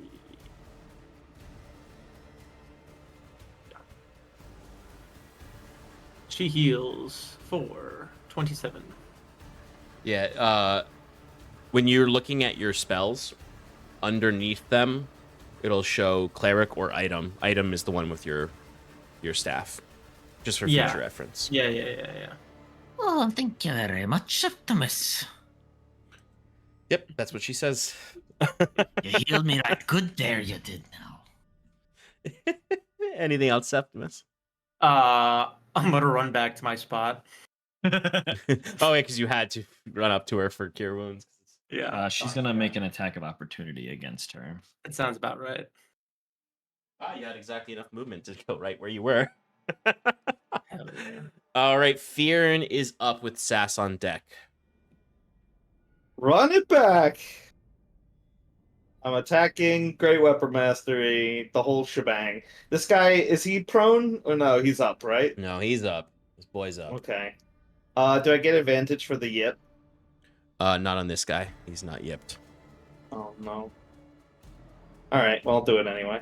Main guy's yipped. You're not. This guy's not yipped. Ooh, 13 to hit. That does not hit. Damn. Alright, I'm gonna stop with the Greater Weapon Mastery. Probably a good idea. Yeah. You'll be excited for the new version of it because it's not as irritating. 28 to hit. That will definitely hit. Okay, here I go. 14 bludgeoning damage. Ooh-wee. Ooh-wee. And 7 thunder damage. Nice. Thunder damage. Very nice. And that's my turn. All right. I imagine it's just sort of this like really like cage fight brawl though between you and this thing as you're like in a confined space, and imagine you have to like keep it off of you as these light electrified claws are attempting to scratch at you. All the while, like these things are so like perplexing perhaps as an enemy because they are vicious werewolves who are also mages. So like you're also finding your attacks like coming up against like mage armor while you're fighting it, and then also like just this magical essence. They're strange enemies. They're very untraditional. Very untraditional. Anyway. Saskia is up with Bruce on deck. All right, she's gonna do another chill touch. She still has advantage because of Bruce's Draconic Cry. Man, that Draconic Cry. Draconic Cries are so good. That's a 24 to hit. That'll hit. All right.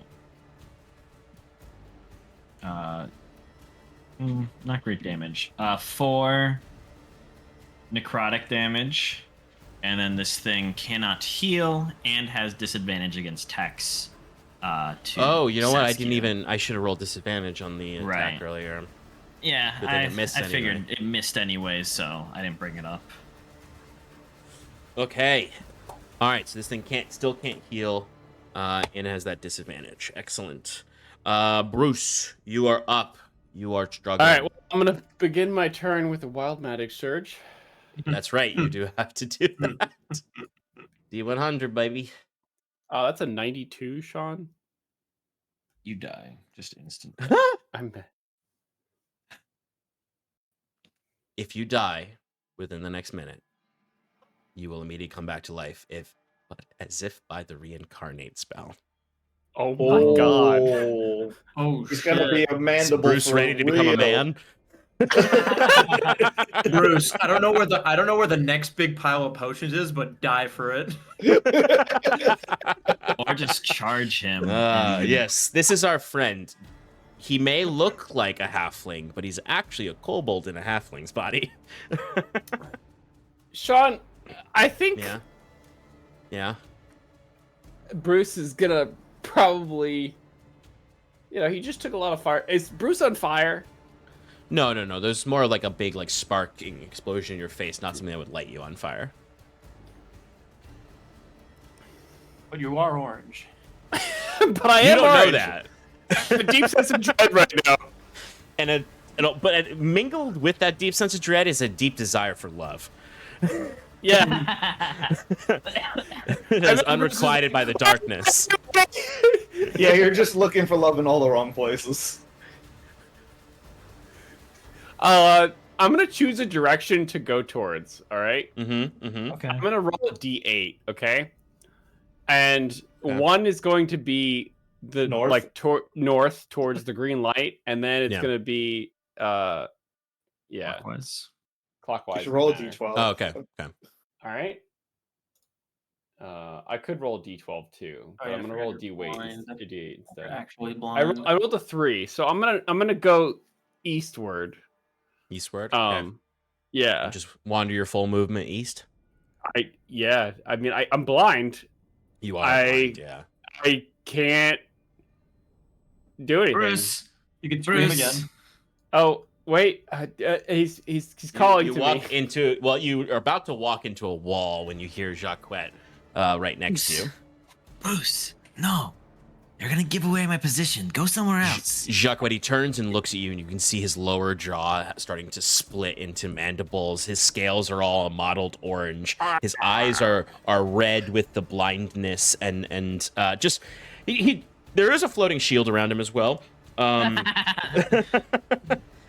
he reeks of cinnamon. You know, you look pretty good. Do He actually something looks a new with little your younger. hair? Should I put you out of your misery? As Jaquette pulls a shotgun off the wall. I don't know what potions these are, but let's see what happens. All right, I'm gonna for fun.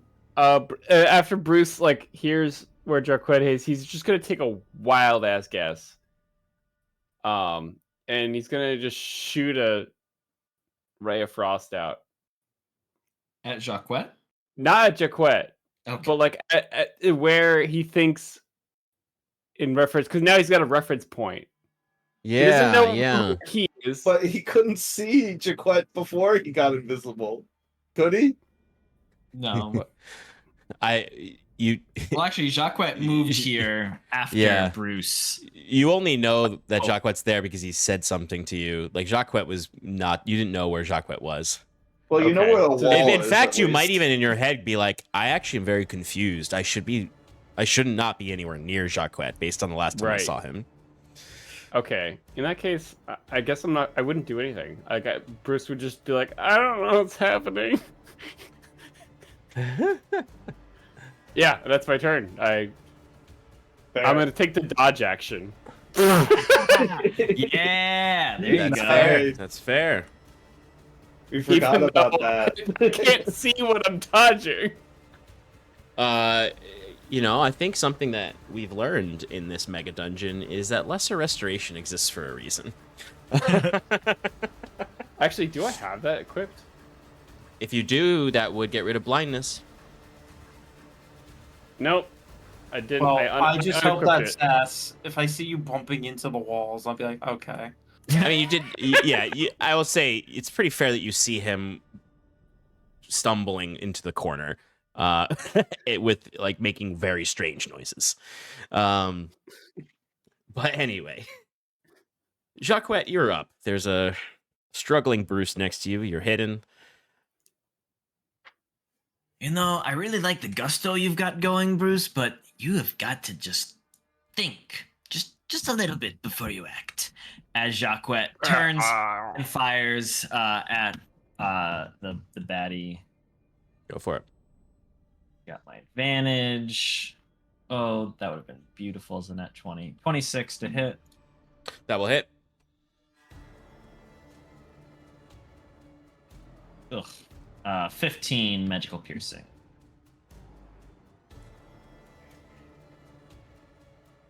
All right, so as your bolt hits this thing in its back, like as it's like its arms are sort of writhing around, planning its next move, holding this big alchemist fire gun in its hand.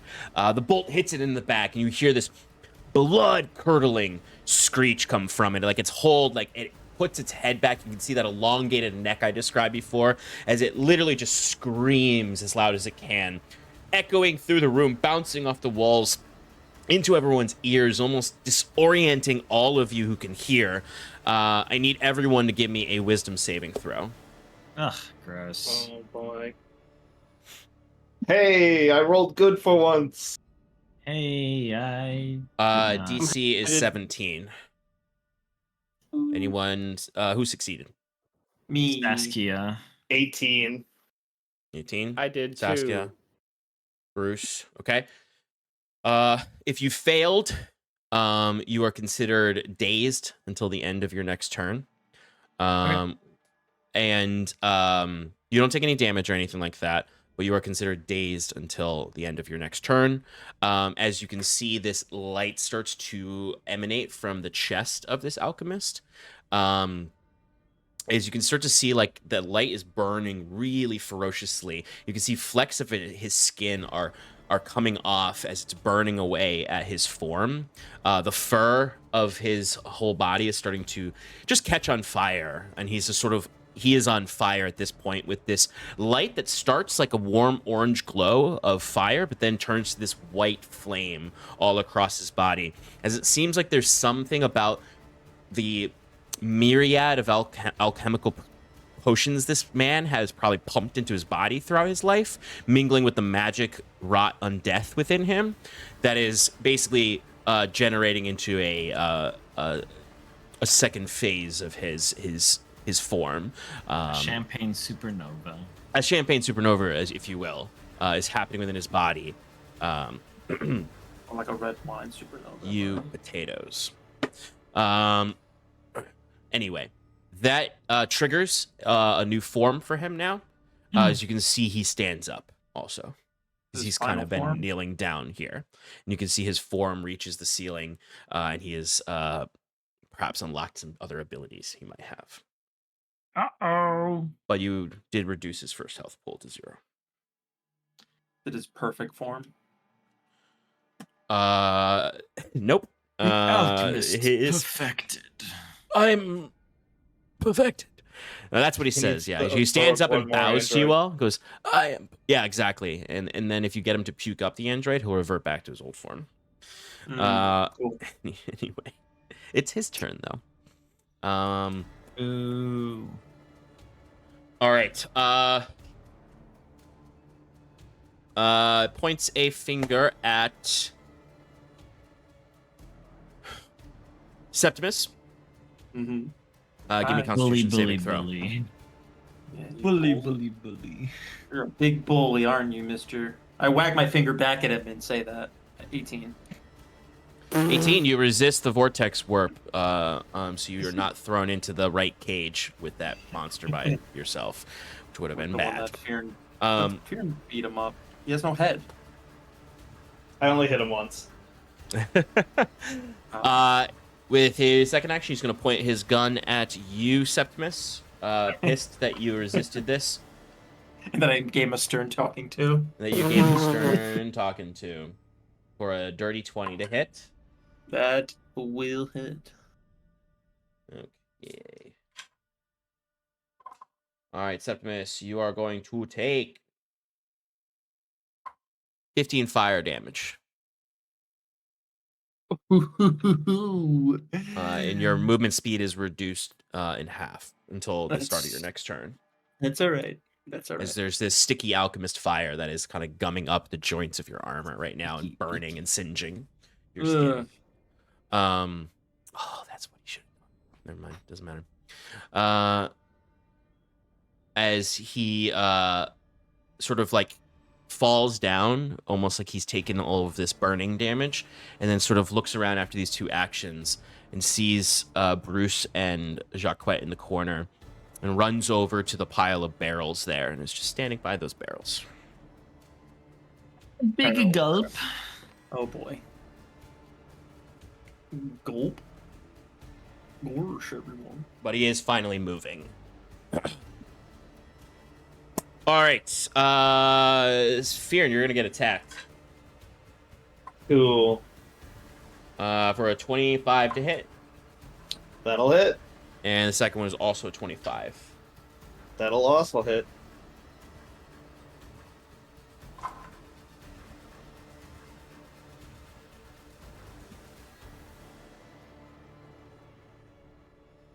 Wait, lightning damage? The guy inside the big thing is attacking me, right? Yeah, this is the guy inside. Okay. So 21 lightning damage. Got it. And then the second one is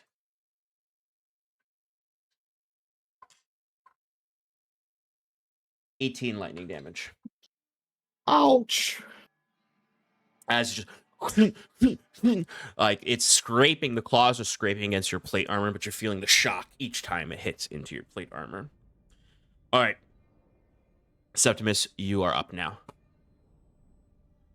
with Fear on deck. Oh, how is he looking?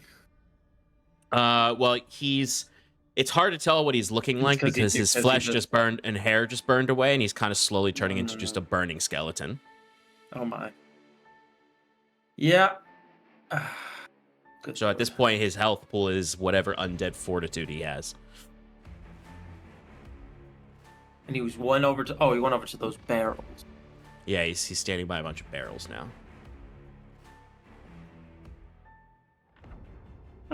How many barrels are there?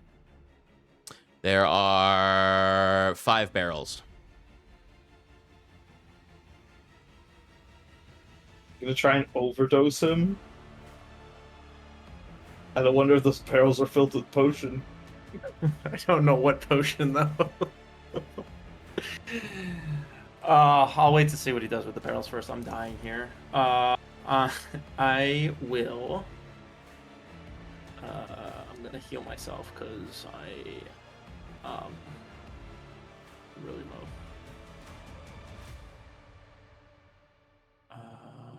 Can I just do that? Sorry.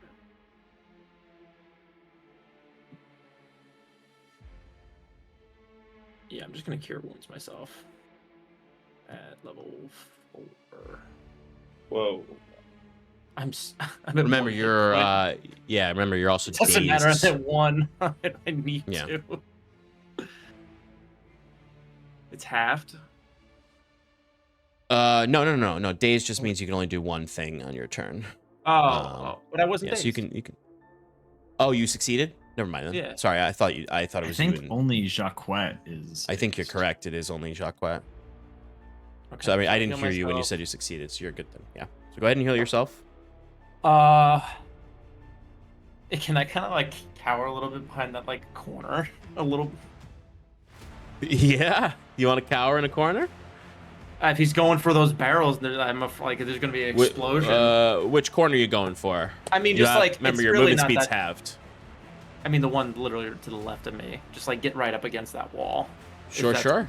Will help at all. You'll be in a corner with Sass. No. Not where Sass is. Like. Oh, the other side. No, he means like No, backing the down thing- the hallway. Yeah, back Oh, down the sorry. hallway. So the line of sight from him to me is a little obscured. Yes, you can definitely do that. You can definitely do that. Sorry, I didn't hear the backup part. All right, anything else, Septimus? No. All right, Theron, you are up. You are in your cage with your buddy. Grounded strike. Go for Just it. that. Do it. Natural 1. Oh, Ooh. no. Sorry, buddy. Roll again. The septitis is strong in this one. Man, it is. 18. Feels like you're There you go. That'll hit. Jeez. 11 bludgeoning damage and 8 thunder damage. That's how much you needed. How do you kill this thing? Oh. The thing in the cage. Not Fear the cage boy. So after getting slashed twice, Fionn is going to slam down with his what do you call it? Maul. The butt end of the maul, like cracking into its back, and then grabbing his head and suplexing him into the side of the cage. Nice. Excellent. As some viscera just goes out and splashes on the ground in front of Sass as the undead werewolf. That's disgusting. Yeah, that's what she says in that voice. All right, excellent. You've killed this guy. And then I use a free action to go prone on the floor, and end my turn. Oh, Which we'll just say is how I finished the suplex. Okay. All right, I love it. All right, Saskia's up. All right, Saskia is going to make 2 Eldritch Blast attacks against this guy. Let's do it. First one is a to hit. What's that? 13. That's a 13. That will not hit.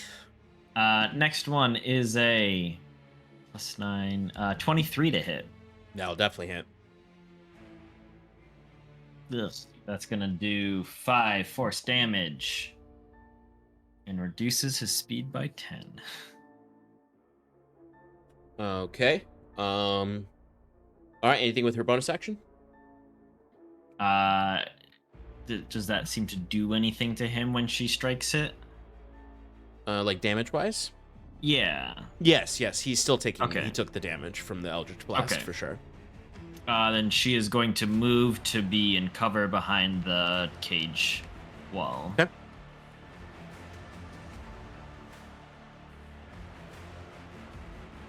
All right. Bruce, you are up. All right, looks like I'm going south. I rolled a Okay. 6. Wait, no. I'd be going west in this case. Towards him. I'd be going towards him. So I move all Okay. my. Yep. Bruce, no, what are you doing? No, Bruce. Oh,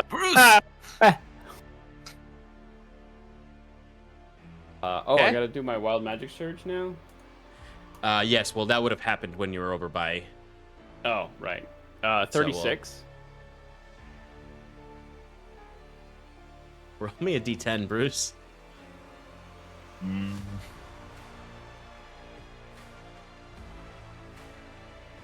6. You age 6 years. Oh, So now I'm you at are a 5 net now. 5. Yes, you're at a net of aging 5 years. All right. Yeah. Bruce's that's- scales get a little dull as he walks away with their new orange color as he's just wanders away, chittering with his mandible that is fully grown now into a mandible, I would say. how old do kobolds live to? They're not like particularly short-lived or anything. They're not like gnomes who only live to like 50. They can live a little longer than gnomes. Yeah, I mean, Bruce can't do shit right now. I mean, Bruce is just decaying very slowly. All right, I'm gonna find out if I'm blinking or not. Right. You know, you can I still mean, you can use your action. action to end that spell. Yeah, I'm gonna use that my action to end that spell. Okay. I rolled a 2 anyway, but yeah. Yeah, right. Yeah, You just I'm sit done. here in I'm the done. material plane, like with these guttural screeches, as these ghosts are like, I don't know if it's worth it killing this thing. I don't know if we want its warmth. All right, Jacquette, you are up. Am I still dazed? Yes, it's the end of this turn that you'll lose the days. Well, so technically, I got dazed on my turn, and then my turn ended. Oh no, you're right. You're right. So we'll say you are not dazed then. Cool. I wasn't sure if that was gonna work. So Jacquette is going to move to where that torch is in the middle on the table, and hopefully I can use that to hide behind.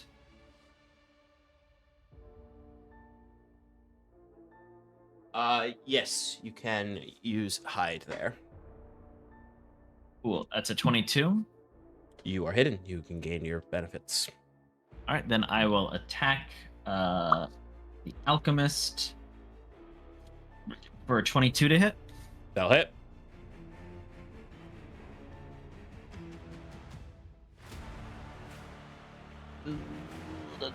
For 19 magical piercing damage. Ooh, nice. All right, as your bolt hits almost like an ethereal body, and then sort of just burns away in the horrid fire, undead fire. Yeah, and then could I drop prone to get cover behind this table? Yep, you can. Cool, thank you.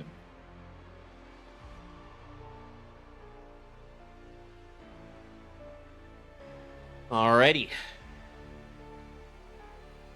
Anything else, Jacquette? I thus end my turn. Okay. All right. On the creature's turn, there's this essentially like lupine skeleton now, or this anthropomorphic lupine skeleton that is erupted in the flames, burning it away slowly. So it actually seems like it's burning out, though. Like it won't survive. It is just in a death throe. Like it will burn itself to cinders eventually. As it just sort of looks around and just sees, can just see a little bit of Jacquette peeking from behind his cover, can see a little bit of Sass behind its cover, can see, again, a little tiny bit of Septimus in the distance, and then just sees this kobold in front of him. Bruce is gonna die. and then a Theron in the cage. So he is going to pick up one of these barrels and lifts it up in the air and is like sort of like very loosely doing this, looking around. You can see the barrel's wood is even burning with the white fire over his claws. He is going to huck it. Huck it. Let's see.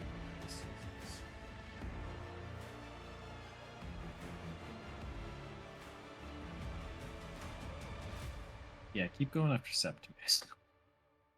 Yeah, not the Good. I guess I came here at the right time. kobold next to him. The threatening kobold. Why does he hate me? I tried to negotiate peace ducks. Maybe that's why he hates me.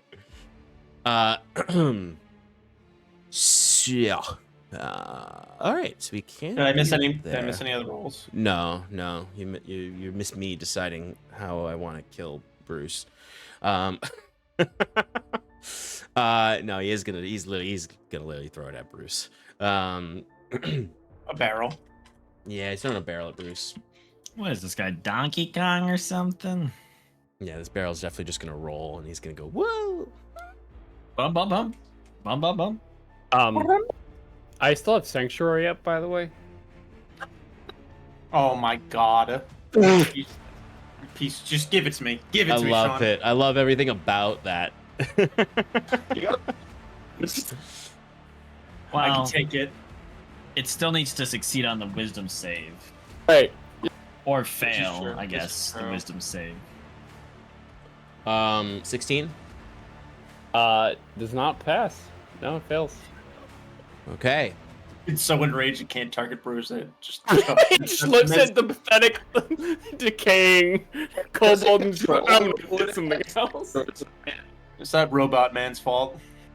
What did you say, Fearon? Does he control attacks next, or is it right? We can't. Your Market area. your voice just really cutting out here. Testing. There we go. There You're you just too go. far away. Does he control No, the attacks next? technically, you just have to attack a target.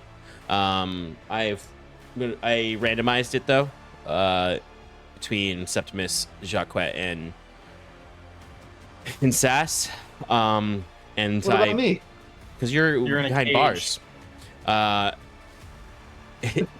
In Septimus, it did roll you in the random I believe you. It's selection.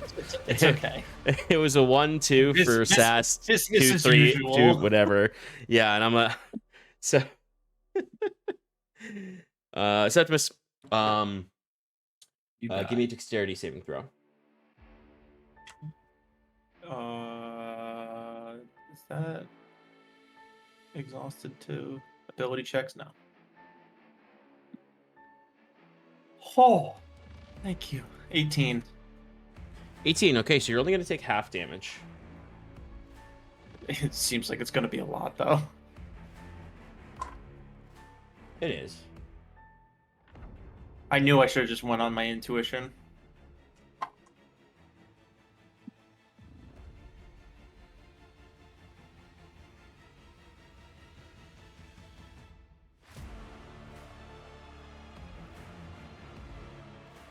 Something else I should have done. That would have been almost Bruce-esque. 25. Fire damage. So 13 So and 12. So that would be 12. Round it up to 12 10. fire damage. 12 fire damage. Cool. And you're considered dazed until the end of your next turn. Oh, I'm sorry, no, you succeeded. I keep forgetting you succeeded. No, you do not. You're not considered dazed. Yes. You just take the Okay. half damage. Okay, so that leaves 4 barrels. That leaves 4 barrels. Beautiful. Is it my turn now? It is not. Oh yeah, the guy's dead. The one that Fearon was fighting is dead. So yes, it is your turn. Yes.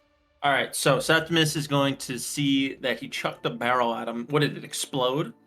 Yeah, it basically like his ghost fire kind of sort of lit it up as it threw, and then it exploded with that ghost fire when it landed on you. The volatile chemicals within did light up fire. Okay. How big are these barrels? Medium sized, roughly. Okay. I am going to. I will cast say animate. Bruce is standing 10 feet away from them. He can die though. And he has sanctuary. Are you animating another barrel? I'm animating barrels, baby. Animate objects. Wait, I think we animate need to do objects? 2. Yeah. Medium The is spell 2. The spell is animate objects. Choose up to 10 non-magical items that are not being worn or carried. Medium targets count as 2 objects, so I can count. I can do 5 if I want. You can animate all the barrels. Yes. Every single barrel just rises, and they're all gonna go for an attack on him.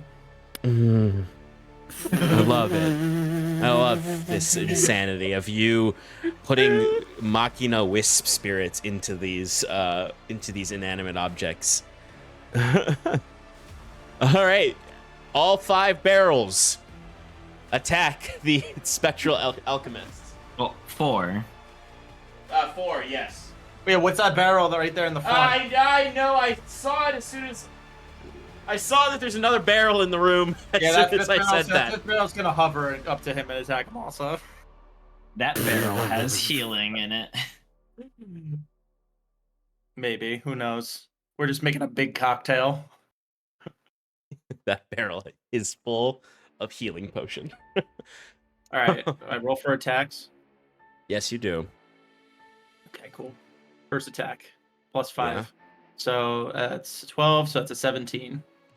It hits. All right. Damage is 2d6 + 1. 8 points of, I guess, bludgeoning damage. Doesn't specify. Doesn't? Oh my god. HP. Yeah, it just says damage. It just says damage. I would assume like force. Yeah, we'll go with force. Yeah. Does it break the barrel? Is there anything in the descriptions of this that would mean it breaks the barrel? No, it's just more necessarily how you see it's done. The damage is technically bludgeoning. Okay, we'll go with bludgeoning then. Command any creatures you made with the spell if the creatures and which are multiple, command them at the same time, issuing the same kind you say. You decide what action the creature will take. You'll move towards you can issue general commands. Yeah, if you just search bludgeoning, it says that slam attacks deal bludgeoning damage. And they're medium, so it's the 2d6. Okay, cool. I mean, they are like starting to burn up. If you make a single melee attack, it makes a slam attack. Yeah. Bludgeon damage. I would say the barrels are like, you can clearly see they're being affected by the heat. It's the kind of thing that you surmise if he attacks one of the barrels as an enemy, it might explode. Yeah. All right. Well, I got 4 more to go, so here we go. Go for it, baby. Yay. That is a 12 to hit. I don't think that will not hit. Next one. That is a 16 to hit. That'll hit. Alrighty. That will do 7 points of bludgeoning damage. Okay. 2 more. Come on. Damn it. That's a 7. Probably does not hit. Nope. And then the last one. Oh my god. That one. Septimus. Septimus! As these barrels are just sort of like, I imagine almost like they're swirling. Yeah, they're just like spinning around. Yeah, so yeah. it's swirling, spinning around him. They're just like, or trying to do that. Okay. Anything else, Seppi? Don't really have a bonus action. So can I do anything else? It's bonus any. No.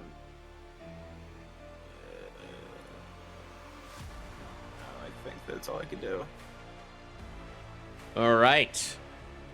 Fear, you're up. All right, Sean. Combo move. Okay. I get up. I walk over to the bars, but I'm going like to the bars towards the bottom right corner. Yep. And I stick my hands through the bars, and then I use my bonus action to summon my maul on the outside of the cage. Okay. And then I use my thundering ranged attack to shoot the barrels and the enemy with my boulder. Okay, so you're doing it so that you have this outside, and then you can shoot the catapult spell towards the enemy. Correct. All right, that'll work.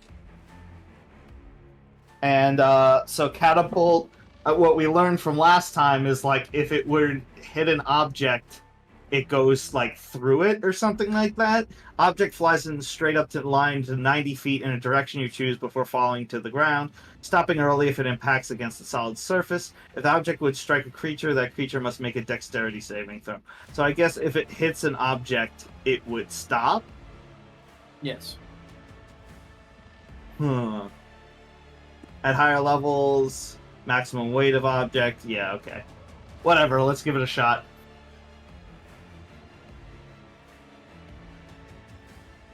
So DC spell 15, Sean. Yeah, I would say that due to the nature of this, like you're flinging this at the creature, and I wouldn't consider the barrel to be a solid surface that's blocking you from doing this. Okay. I rolled a 16 on the dice. What is it? Dex save? Correct. All right, he gets a 17. Or, I'm Yeah, sorry, I mean, 18.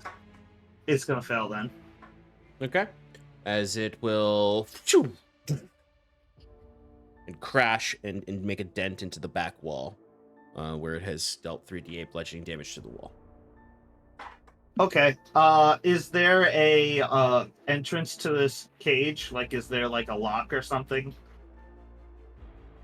To the cage. Yes, Yes. there is a lock on a small entrance at the top, in the middle of the side wall. That's basically right in the middle of the side of the cage is facing the center of the room. Hmm.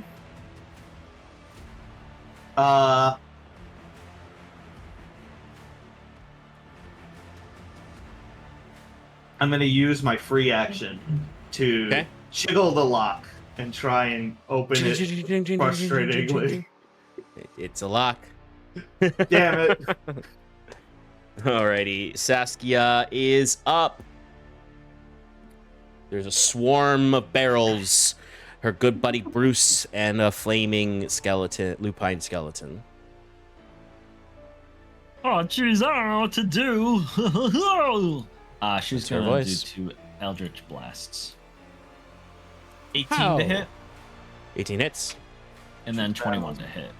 Both hit. All right. First, we got 6 force damage, and then 12 force damage. Ooh, nice.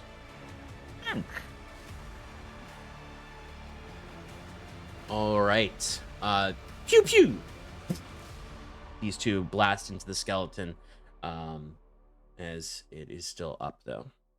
Boo, she says, She boos. but Irish. Irish boo. You hear it here Or I first, guess folks. An Selkie. Irish Or I guess boo. no. Wherever from she's from. Valor. Enter. Bruce. Sean, Bruce, guess what happens?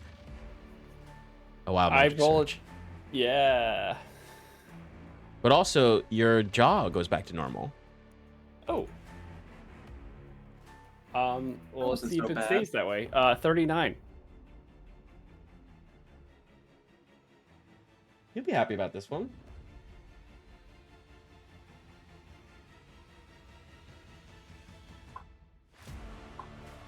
Bruce, you heal for 12 hit points. Oh wow. Okay. Cool. As I imagine it's like one, you feel like your jaw heal back to its normal sense. It's almost like gross. Like it's like a phantom feeling where you still feel like it's split into a maw, but it's not. It's you're like, oh no. As you just feel this rejuvenating magic. It's like almost like the right concoction of potions stuck on you, like is just mixed to the point where you feel it truly healing you for those 12 hit points. Sean, I'm gonna do something wild. Yeah. Like a body slam on some more potions. Yes. Yes. Do it. No. All right. So, Bruce in his, dazed state has been going back and forth, all fucked up. Still fucked up. Can't see shit. Thinking about it a little bit more. This guy is somehow still alive after all these years, right? There's Yeah. probably something Well- magical. He is undead. He's undead. But there's got to be some magic keeping him alive, right? Well, yeah, that's how undead things usually work. Necromancy. Necromancy, the unbelievable amounts of substances he's put into his body as a weird alchemist. Right.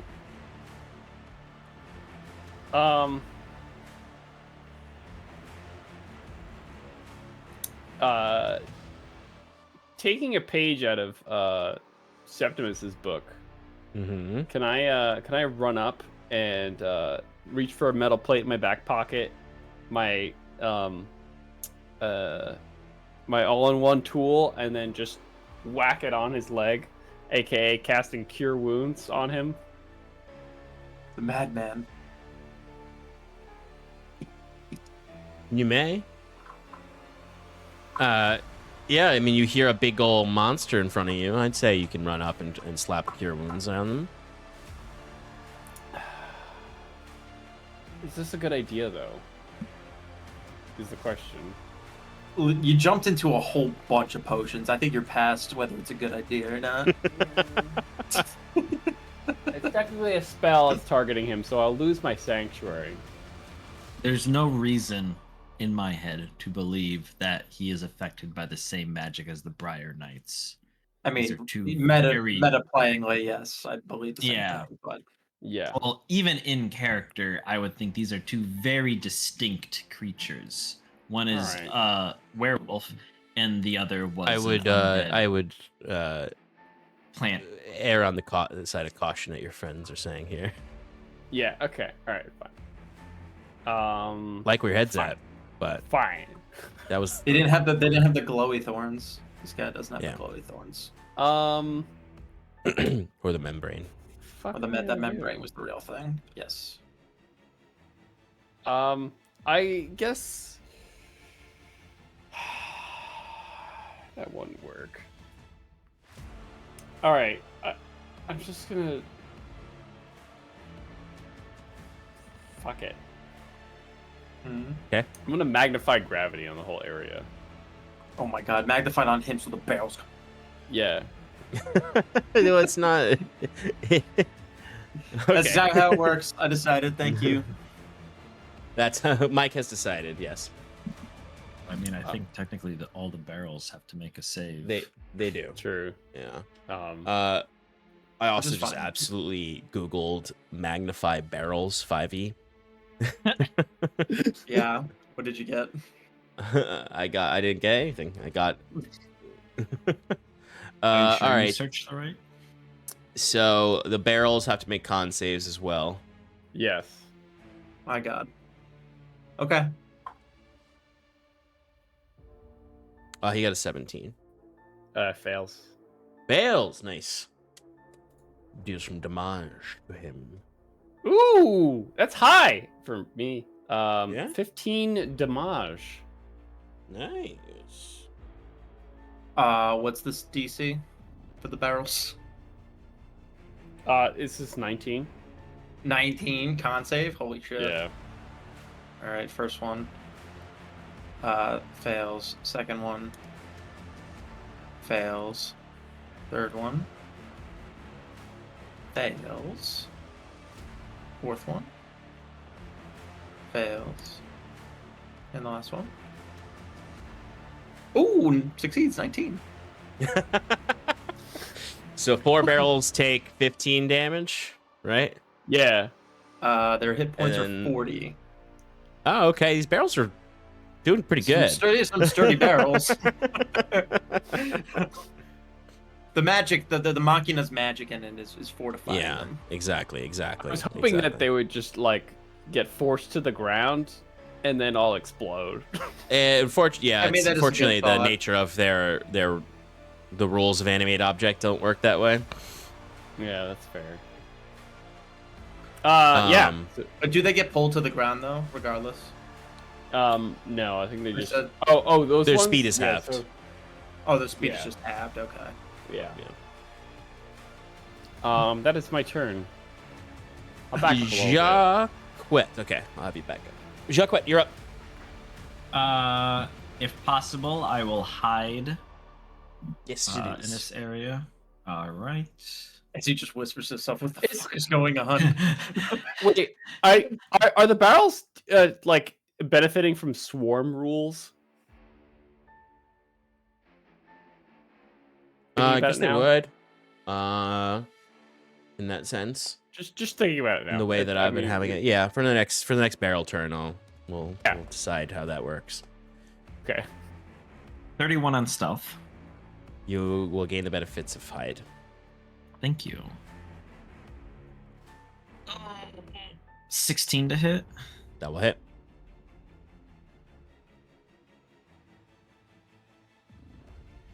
Can he do it? 22 magical piercing. 22 magical piercing. Get him, Jackie. Oh my god. It's so close, but not quite. Jacques was just like, what the fuck? I know we talked about changing up our tactics, but this is just someone. Please, just kill it. Septimus, just kill it. It's barrel time. After he goes. After he Barrel goes, time. yeah. It's almost barrel time. Time. So it is. Oh my god, he's freaking barrels all around it. He's going to look around in a.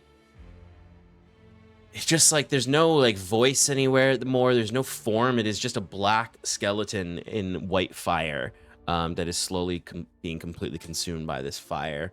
It doesn't have barrels to throw anymore. It will. What will it do exactly? Actually, It'll swipe it. cry. It like is such a strange gonna attack a situation for it barrel. to be in, because it also the barrels are the enemies around it. It's gonna attack a barrel. Yes.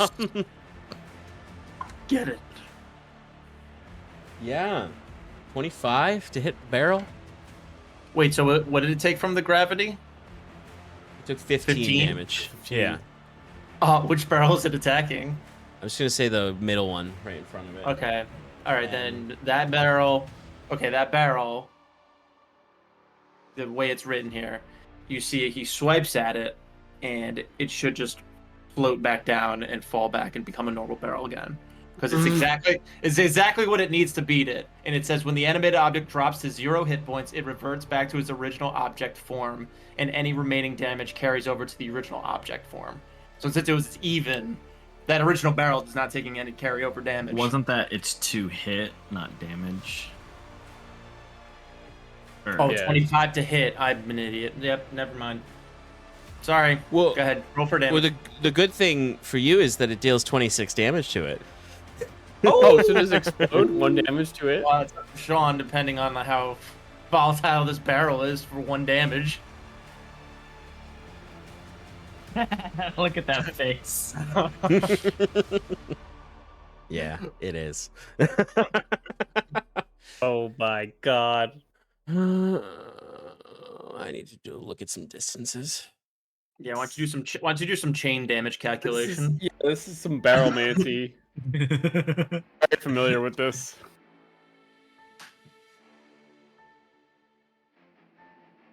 Bruce and This Fearon, would- Hi. Hey. can I get dexterity saving throws from you? Oh, my -4? Yeah. Sure. Fearon, you get to add +2 to yours because you are in half cover. Wow, that makes it a 10. Nice. and lying down. I'm gonna give myself +5 for 21. Oh, okay. Bruce, you succeed. Hey, do I have disadvantage though? Because I am blind? No. Well, I don't think so. I Okay. think blind just gives you All right. disadvantage on attacks. Okay.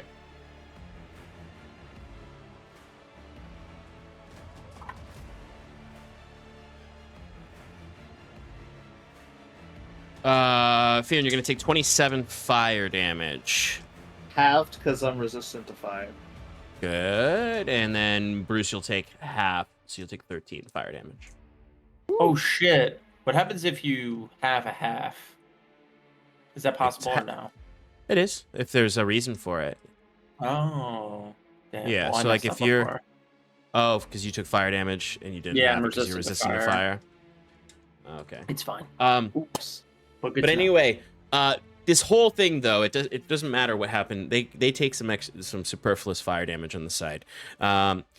Not superfluous, 13, but the barrel, it's like almost like the slow motion swipe down of its flaming claw goes into the barrel, like it's knocked to the ground and splits in its seams as you could just see these volatile chemicals all just start to boil rapidly, and there's a pressure burst as then the flames go and do the same to all the other barrels, as there's just this corner of the space that just with this massive explosion of various colors of fire. There's the full spectrum of the rainbow. There's black flames. There's white flames as it just shoots out. And you can see these like whizzing magic missiles shoot out that are just sort of part of the chaotic explosion here. As it's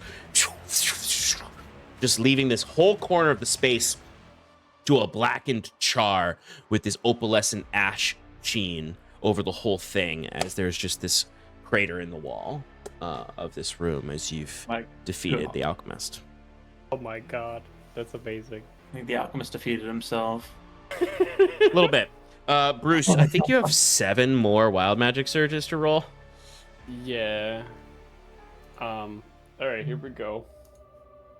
You could probably go over there, stop it somehow, maybe. 82. 82. Does Zaz have to spell magic? You can take 1 additional action immediately. Oh my god. I don't know. Help! Help!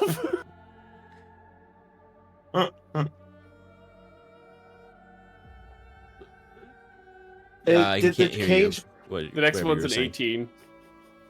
Did the cage blow up, Sean? Am I stuck? You're still in the cage. Bruce, Can I use my? Bruce, you grow a beard of feathers that remains until you sneeze, at which point the feathers explode out from your face. Oh. Help me! God damn it! As Bruce is like holding his face. Oh, Jesus Christ. Oh my god, I do. Septimus, before that happens again, can he try over and try to cast a spell magic on him? Sure. Focusing Sure. specifically on the chaotic manner of magic that's coming off him. Because I know he's got multiple magics on him right now. Yes, I will say that the if you're focusing on the chaos magic happening, you baseline level 3 dispel magic will eliminate it. So Bruce, you are done with wild magic surges. He's still blind. My goodness. In orange. And in love. And have a sense of dread. In a sense of dread. But Bruce, are you alright, Bruce? Yeah. I'm okay. I just You're see it relax, right now. relax. You're a freaking maniac. Well, you think of diving into those potions. And who knows what kind of magic they would have had. grabbing them. I thought I should just destroy them, and then he'd be weaker and he couldn't do as much. But I don't know. I wasn't really thinking. I wasn't using my head, and I wasn't expecting the effects to be used on me. I thought you had to ingest them. All right, slow down. Are you feeling anything else? I can't see anything. He'll tap Is his that- staff down, and he'll lesser restoration with the last 2 charges he has for the blindness. Just for the blindness. Just for the blindness. Don't you gotta do something if you use up all your charges? Yeah. Probably. Sean, who's the first person I see when I am not blind anymore? Oh, yes. Septimus. Oh, yeah, I got to roll a d20. I'm about to lose this. You No. honestly can't fucking make this shit up. No. It's No. gone. No. Gone.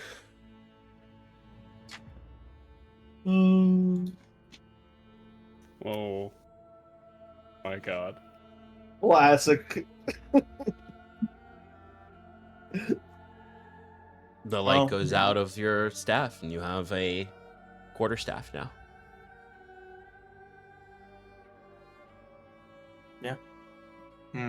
God damn it. But Bruce can see and is in love with you. Septimus, thank you so much. I don't know what I would have done. And Bruce goes and like hugs his leg. Oh. There.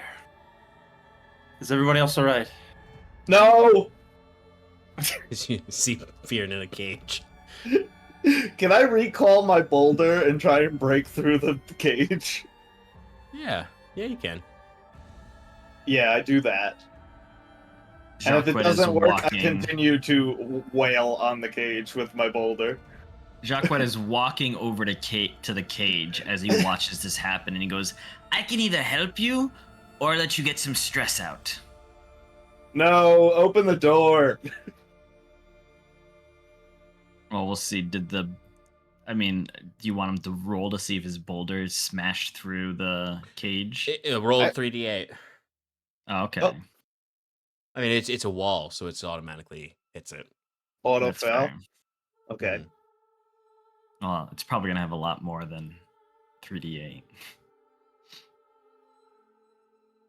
10.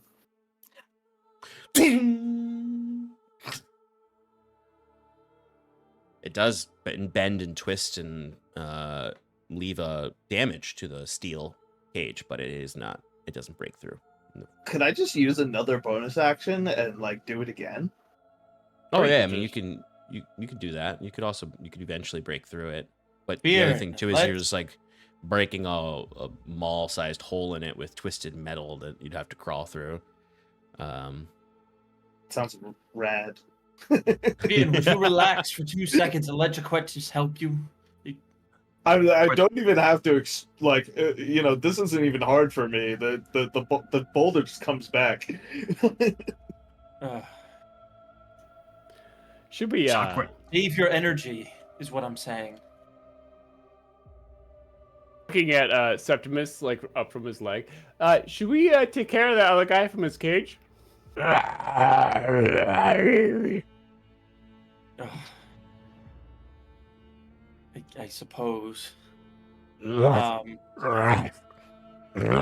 Septimus will attempt to cast Sacred Flame on him from outside the cage. Yeah, and I'm just gonna unlay my 3 because I can do 3 Ray of Frost. Yeah, a I'm turn. not gonna Yeah, we just do rolls You're not for gonna you have me slowly pathetically killing this guy. roll, but yes. Because I don't know, We're somehow firing it'll him. end up with Bruce dead. We do rolls. So it slowly, you burn and freeze away the last remaining lycanthrope wizard. Ugh. Goes over to the table, one of the tables, and just like leans on the side, just resting for 2 seconds. Like, oh my god. Looking around this space, Mhm. is there a doorway that leads out of here?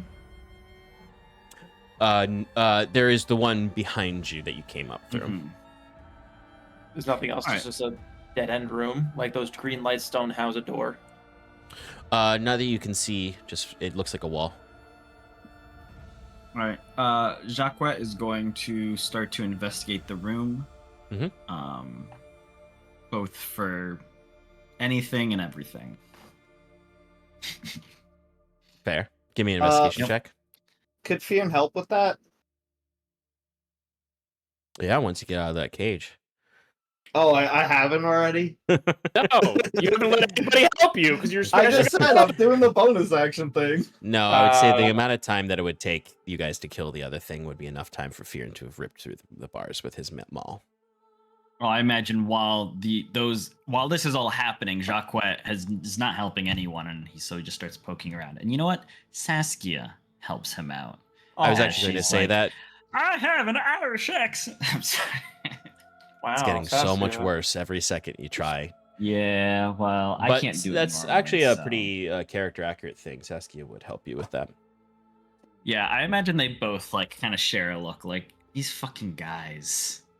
And then Jacquet's like, "Well, we need to find a way through," and she says, in an Irish accent, "Yes, you are correct. We do need to find a way through." So the two of them start to look, and that is a 16 on investigation. Okay. So a general look around the room, you can see that most stuff in here has been, destroyed in some way. That was... You don't say. You do notice that the alchemist fire gun is still there. It is not destroyed by the explosion. You would notice that there are a few potions still lingering around that haven't been shattered by the explosion, but most have. There are the undead lycanthropes do appear to have some sort of spell focus on them. And I mean, there is these 2 green lights in the back of the room that do stand out. The wall is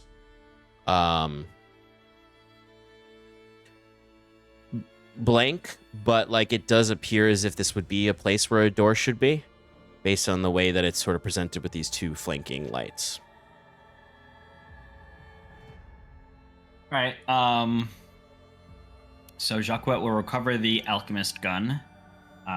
He and Saskia will start to collect all the potions and make a neat pile. I imagine this is more Saskia collecting these and doing the thing where she's like being like, okay, these are all the green ones, these are the red ones, these are, and like dividing them up for study by more trained professionals. We'll take the spell focuses and also, and similarly, I think like place them there. Jacques is holding onto the alchemist gun. As he's like, ooh, new toy. And then he will spend more time at the green lights, trying to see, like, he goes, okay, this is the classic trope. And he goes and pulls on, are there like sconces? They are sconces, yeah. Yeah, so he'll pull on one, and if that doesn't do anything, he pulls on the other one. As you're pulling on these sconces, you pull on the first one, nothing happens, of course. You pull on the second one. This whole time is while like Bruce and Septimus are like just flamethrowing radiant and ice energy into the other cage, while Fearn is breaking down the door that he's locked in. You pull on the first sconce, nothing happens. It's almost like a moment of like disappointment that it's not just a movie. You go to pull the next one and nothing happens as well, but you hear a voice behind you immediately laugh and just say, oh, wouldn't that be a clever trick, wouldn't it? As you look back and you can actually see Estos appears out of nowhere. The homeless wizard. Estos? What the fuck are you doing here? He's just leaning in against the corner, like having just like literally just appeared as you attempted that trick. Wait, is it actually him, or is it just like a projection? Or it looks flesh and blood as far as you can see. Yeah, the first thing Jacques goes up and like pokes him in the chest. All right then. Sorry. Still fresh wounds in here. I might be showing up randomly, but I'm still quite injured. Sorry, we've dealt with a lot of fucking bullshit in this fucking tower of yours. Of course. That's what it looks like, as you see he kicks himself off the wall and walks through the shimmering ash of the corner, over to where Fearn is finishing hacking up at the door. And Fearn, you do get out at that point. Boom. Hey, you lot have done quite a bit of progress here and damage. Now, wait a minute. Not one word out of you until you tell us how you got here. You said you had no more spells left.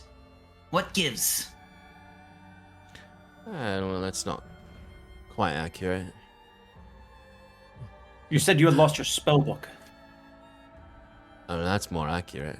Yeah.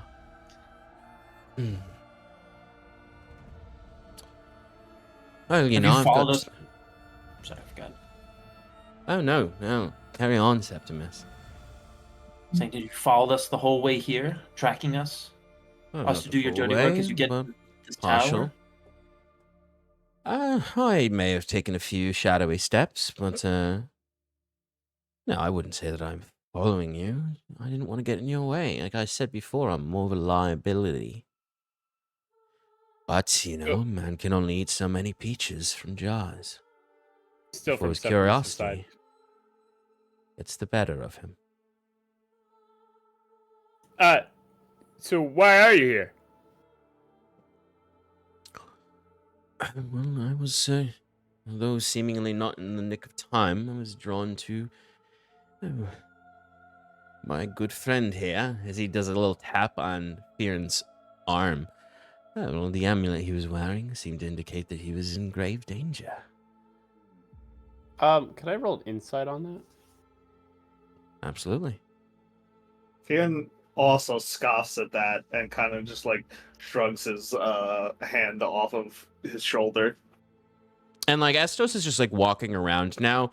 He has a noticeable limp to him though. He is not like completely free of the wounds that he showed you all that were deathly the last time you saw him. And he's just sort of messing around. Like he lifts up like the neck of a bottle that was destroyed by Bruce. He like trails his finger through the now sort of like gloop of the potions that had all mixed together when Bruce jumped on them, and holds it up. As you can see, this black ichor that has sort of like what looks like glitter in it. Basically, it looks just like glittery black ichor. While you're insight checking him, what did you get? I got a 26. And what are you particularly looking for with this insight check? I'm just so I want specifically to see if he.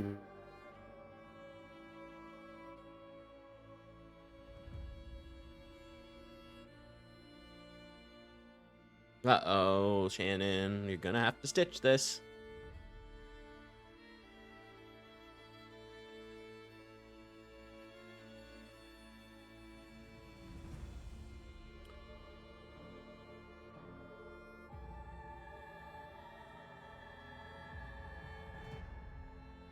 I think you froze. Hi, I'm back. Oh, There he is. I cut out right when you said what you were actually looking for with the insight check. So I'm just looking for, if he's telling the truth on making sure that Fear was okay, given the fact that he has the amulet, and or if I can get like kind of a sense of like, is that what the amulet? Is that what he gave him the amulet? Like what? So, what'd you get in your insight check? 26. 26, okay. So, it's not so much that I'm, that you know whether or not he's lying. But his intentions, you gain a somewhat of an idea of, based on his body language. Of course, the first thing you pick up in is just like the cavalier attitude. This is a person who had a desperate moment of powerlessness, who has suddenly gained a slight taste for their power returning. So they are cocky. He is cocky right now, for sure. Intention-wise, though, nothing he's done so far has demonstrated hostility. It is mostly just suspicious, though. Like, what, why be so weird? Why show up randomly once you've cleared this room? I would say it would be, you certainly are suspicious of him. But then you also might remember with the 26 insight that he is of this wizardly order. And every second you've been in this tower has been nothing but bullshit.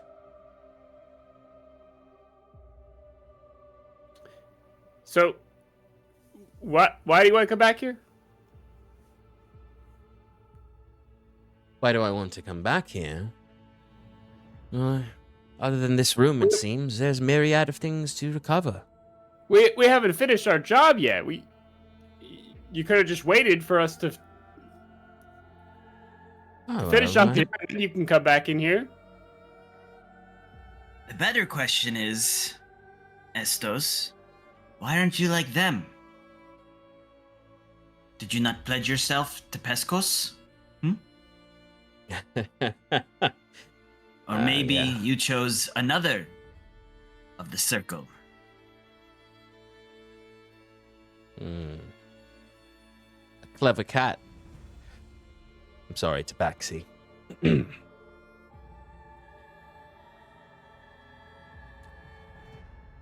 Oh, I suppose you're on the right track there as far as my concerns or my allegiances.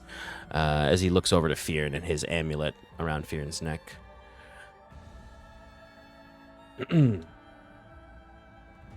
I had many disagreements with the Order, and their pursuit of making themselves immune to whatever horrible, noxious thing came from the north certainly had something to do with their lupine forms now. Myself, and essentially very few to no others, decided that that wasn't going to be our fate. I don't know, you've all made decent progress into the tower, so much so that I can walk freely in here now. And like quite a few of you,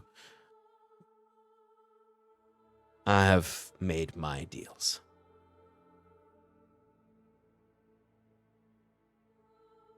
Fear is gonna put the amulet back inside of his armor plate, so it's not visible anymore. And then he's gonna say, "You better stop talking cryptically and be straight with us. Why shouldn't I just beat the crap out of you right now for making us go through those sewers? We almost died so many times." Yeah. I didn't say that they wouldn't be dangerous. I said that you wouldn't have to deal with the monsters on the walls, and you didn't. Yeah, that freaking sewage monster was worse. I'd rather fight some ghosts than that thing. I didn't realize how clamorous you all would be moving through these tunnels. It's burdensome. It is.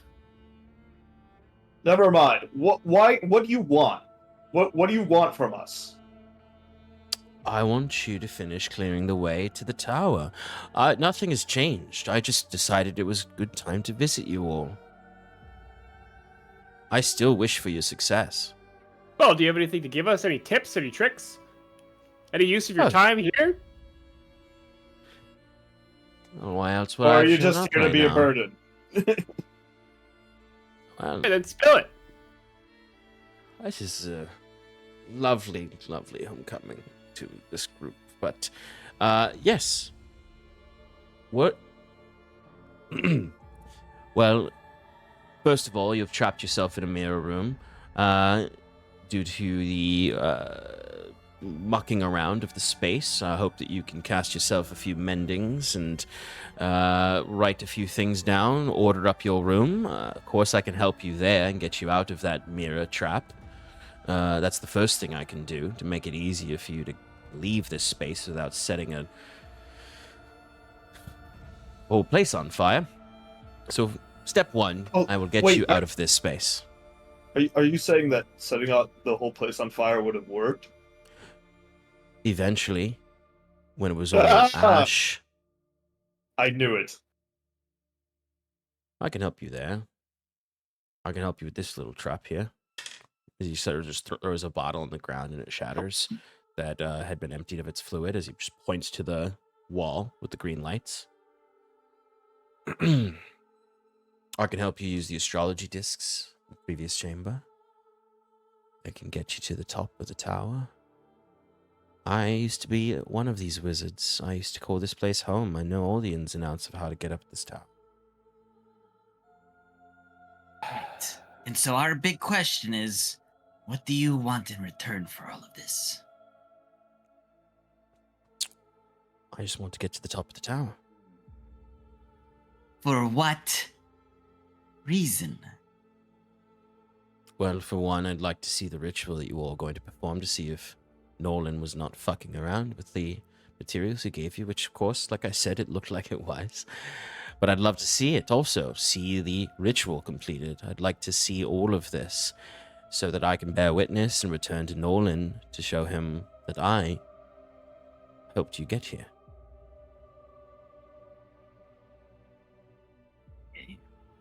Can I get And an insight why? on that? Yeah, if Fury wants to do an insight, Jacquet follows up with a, and why do you want all of this? Why not just leave? Here, you can give that insight while he asks this. Sure. Oh, don't even worry about it. Yeah, Fear, maybe you're too frustrated to truly catch it. A passive 16, if that helps. I think I'm just confused. Like, I thought this guy was trying to screw us over, and now he's trying to help us, and I'm like,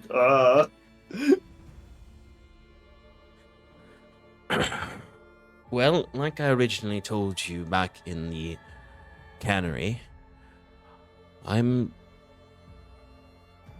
looking to restore these halls. part of that is your success. I was attempting to get into this tower before you even met me. And you've made it so I can enter this tower. I apologize for the nature of my order and myself and the people you've met here, the things you've met here, are illogical in many ways. Why do I wish for all of this? Because you have entered into a space of high importance to me, with history. History that needs to be recovered.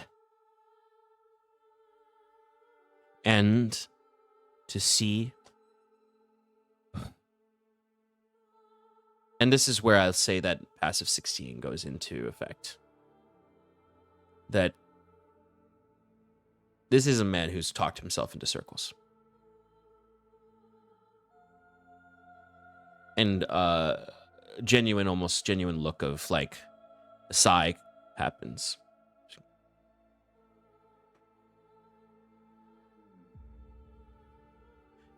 You have borne witness to some of what was happening here. You've met the Sentinel. You have seen Pescos wolves. You've learned of Pescos, and I am sure Ledan as well.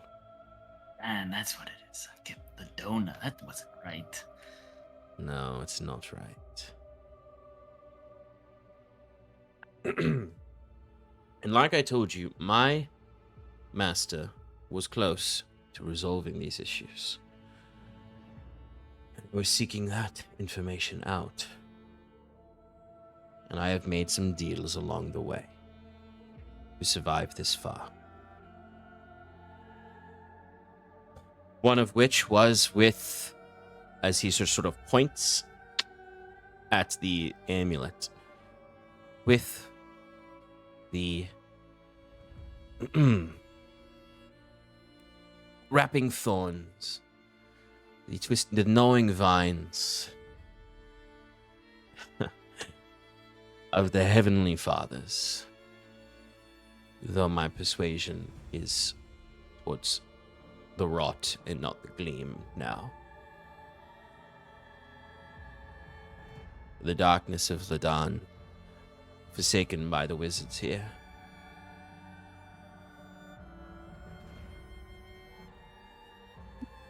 What sort of deal?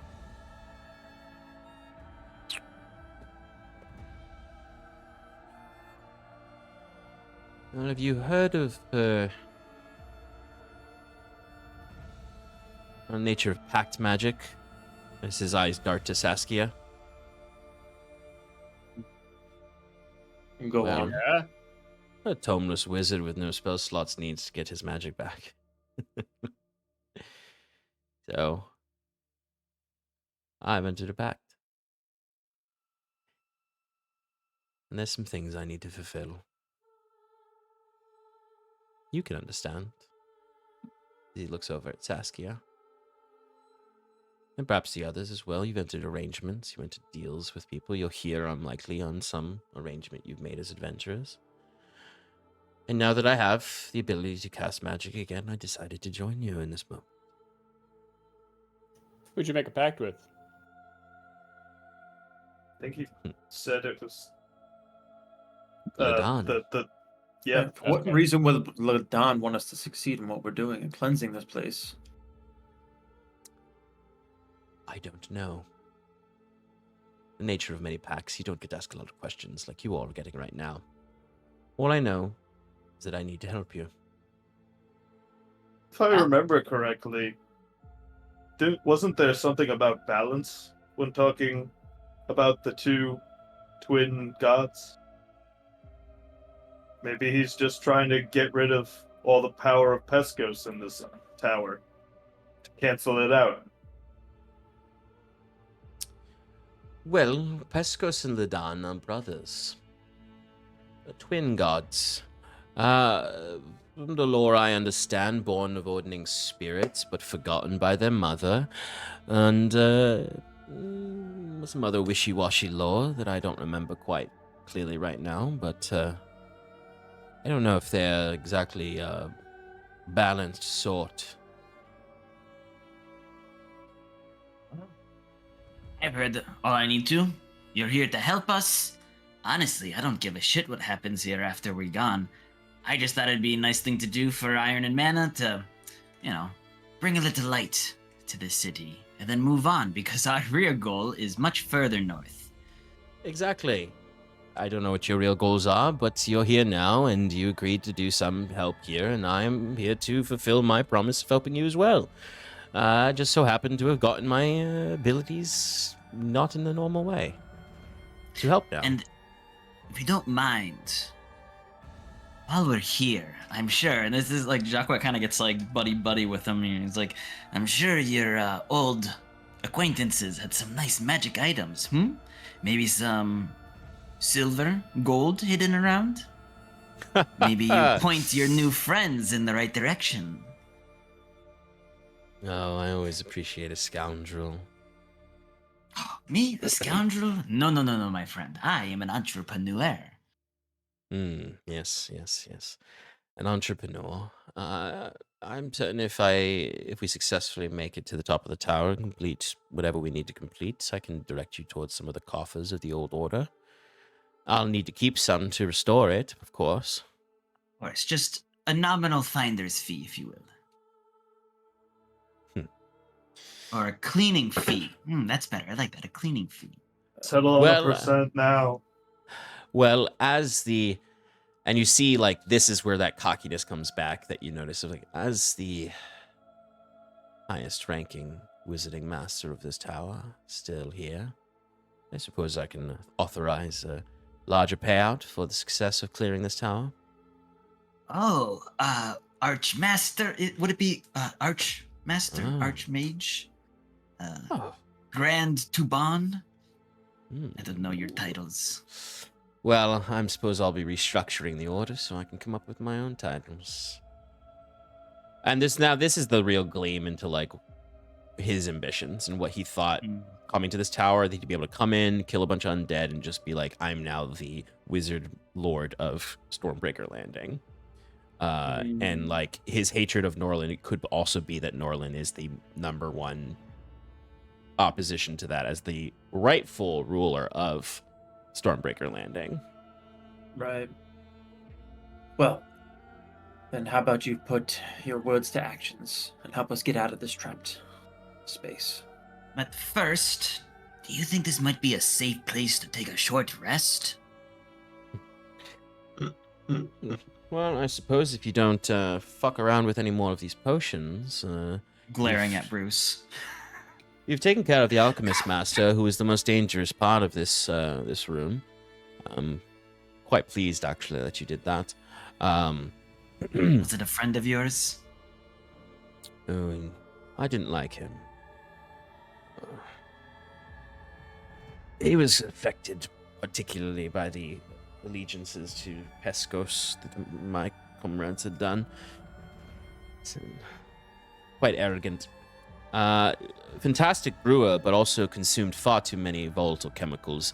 You think that he was a strange fellow as an undead wolf, but he was quite stranger when he was alive. But no, of course, I think we can establish this as a resting place for you all. If you give me a few moments, I might be able to make it a bit safer too. By all means. Did you happen to see a kobold on your way here? Kobold? I mean, besides Bruce over here. Didn't catch one, no. Very well. Well, anyway, give me a moment.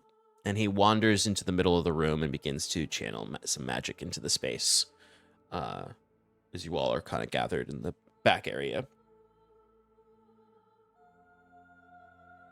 Talking to the others, Jacques goes, well, this should give us all some time to catch our breath, I think. And maybe Septimus Fjern, you can attune to that really nice plate armor we found. Right. Hey, Definitely Sean, doing so. Mm-hmm. can I take a look at something? For sure. No. That old spell book that I got last session in the locker room. Mm-hmm. Can I take a look to see if it's his? Yeah, you can look into it. Secretly, I'm trying not to be in his line of sight. Yeah, so you're just pulling out the old spell book that you had to see if it has a name in it, essentially. Yeah. Property of. Property of. Estos. That's a 28. Yeah, so I mean, you open up the spell book and it does not have Estos' name in it. It has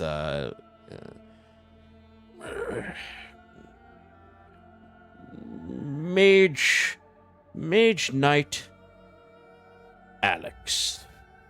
Mage Knight Alex Thorn. Spelled with an E at the end of Thorn. Ah, of Got course. Yes, and it's filled with attempts to improve upon magic spells with the magical equations that just kind of don't get anywhere. Ah, okay. And then one really good chapter on traps.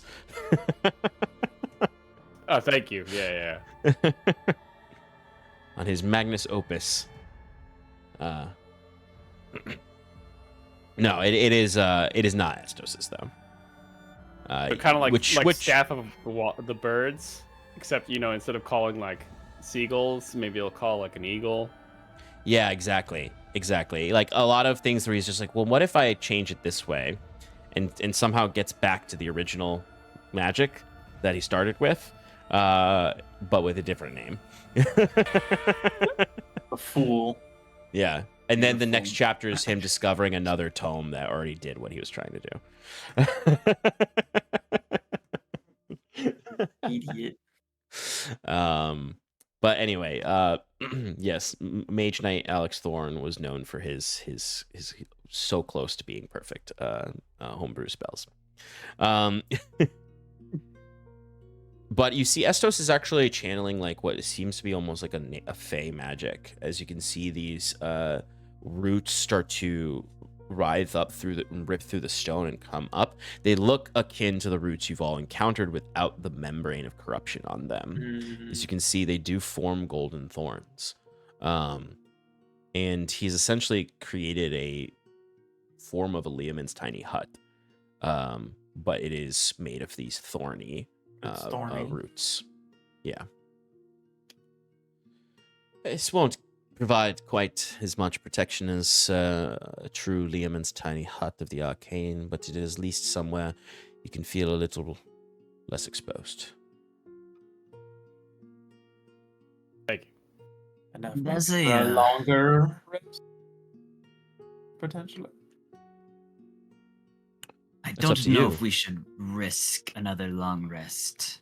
It also hasn't been 24 hours, so technically we cannot benefit from. Yeah, you would have to sit here all day and then take a long rest. It's true. Sorry. But, Estos, since you now have this connection with Ladonna, Ladon. sorry, I don't know where Ladonna comes from. Ladon, we found that these flowers, and Jacquet will like nudge Fiern to show him the flowers that we got from the Briar Knights, grew from them. Is Ladon the one responsible for the Blessed Wart? And could you maybe help our friend here who still suffers from the creeping rot? Okay, you don't need to lay down that thick. Oh, you suffered Anything you could do so to help long. him would be great. Those Briar Knights gave me the good 1-2. I have not been feeling well ever since. The blessed wart, in its origin, is from Pescos. But it's something forgotten by many of these colleagues of mine. Is the nature of Pescos and Ladon easy to mistake as some sort of balance, like you might find in other twin deities, but the truth is that Pescos and Ladon are twins, but they're really one entity, if you think about them. The lore says, or what some of the lore says, they are the roots and the flower.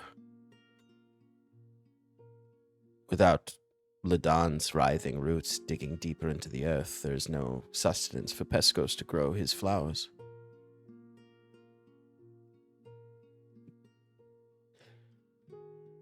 They are forgotten children of the ordning spirits. From the lore that my master read, abandoned children.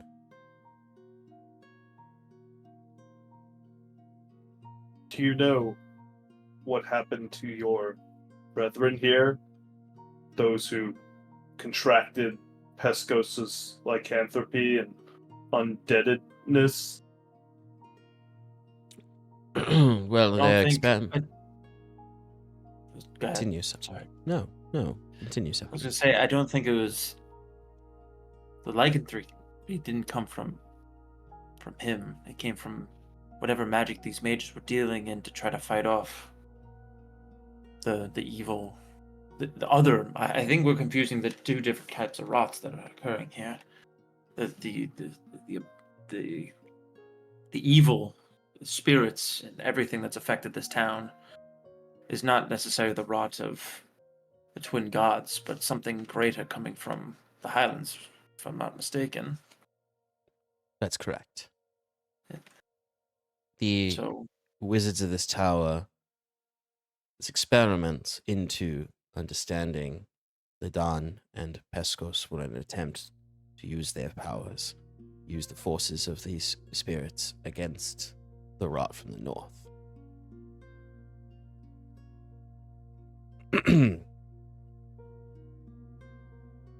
Which I'm not as versed in with what these experiments were, but in their attempts to tap into Peskos and Ladan's power, they met some follies.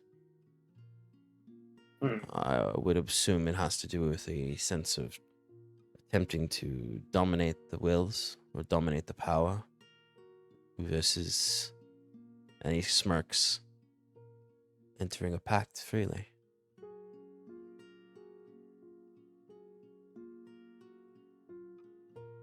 At least you know what might happen to you if you ever go against that pact. You may be right. And I'm not exactly clear on where this will lead me. It's always dangerous to meddle with the affairs of spirits more powerful than yourself. You must be wary and do what you can to live a life of your own. At this point, Jacques has kind of like settled himself in amongst the thorns, getting as comfy as he can as he's kind of like cleaning his claws with a dagger as he goes, and just remember, when you beholden yourself to another, you're never at the top of the pecking order.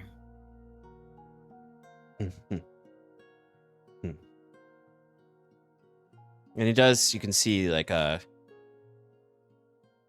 smug dissatisfaction. Like he's like, yeah, you're right, but you didn't have to say it, is like the vibe of his face. Of course, if your patron isn't really here, you just have to answer them to occasionally. Enjoy the power. Use it. Some people could learn from that, He says, glaring over at Saskia. for some reason doesn't have a retort right now. Something has Hey, I gotta take caught my her shots tongue. when I can. Well, only a day and a half ago, I was surviving off of old mush and preserves. I would be lying if I didn't say there is an intoxicating effect to acquiring so much power so quickly. But there's a comfort in the presence. Better comfort than the hollowness of textbooks or uncaring tutors. There will be a different light here. And there's a serious contemplation that is pierced through the bravado as well there. That often happens with warlocks, where they start to contemplate the positive qualities of their patron despite what they ask of them. But regardless, the task remains the same. To get you to the top of the tower. And then the way will be revealed. We get some loot. Goss, I will dispense to you all something of value. And silver, maybe some gold. Beautiful. I love that for us all. So let's take our rest and get on with it, eh? And you can all gather within the thorny hut. Estos' thorny hut. Not as comfortable as Kieran's moon. Oh yeah, actually, also Bruce is just straight up Tower of Pleasure. Tower of Pleasure. I don't It's all remember that. Bruce's tower is now just filled with pictures of Septimus. Yeah. Well, by the end of this short rest, Bruce, you're gonna feel. Oh that, my god, I completely forgot that I was the Yeah. first person you looked Yeah, at. so Bruce is like, yeah, still cuddling, like didn't- you know. I didn't even process you. That's why you. He just like Um, cuddles up against his legs, like. Yeah. There, Brucey boy. But the short rest begins. I won't resolve it until we start up the next session. Bring Shannon back to showcase also sort of not Pescos. His name's Estos. Estos' behavior during this time as well, because he's also very cheery and chummy, which he was not like before. This is very, very much like that warlock. I mean, he was not. He had quips, but anyway, you have defeated the alchemist. You have claimed the alchemist's gun, and a few potions and some spell focuses. And your friend and just to be Estos. clear, I Mhm. mean, I probably didn't answer. All those other barrels exploded, right? Oh yeah, all the barrels exploded. Yeah, Okay. yeah. That's the only reason Bruce and Fearon got hit by anything was because the other barrels exploded.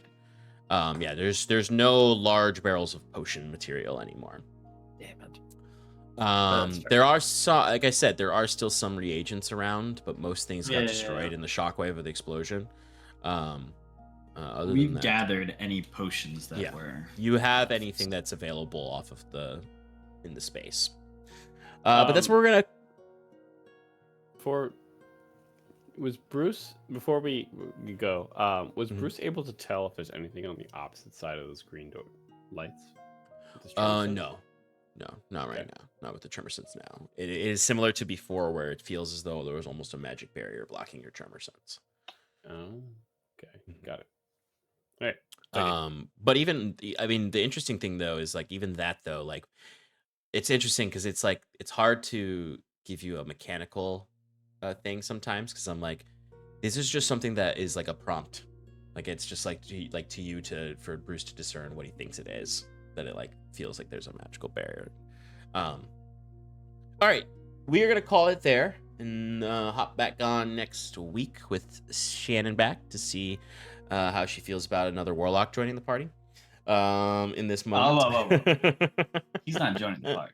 Iron Man only has room for one. What are you? warlock. Yeah. What are you doing to us? Last week, 2 weeks ago, you bring us in another kobold. This time, it's another warlock. Is there gonna be another? Is there gonna be a do with a robot arm next time, or another tabaxi?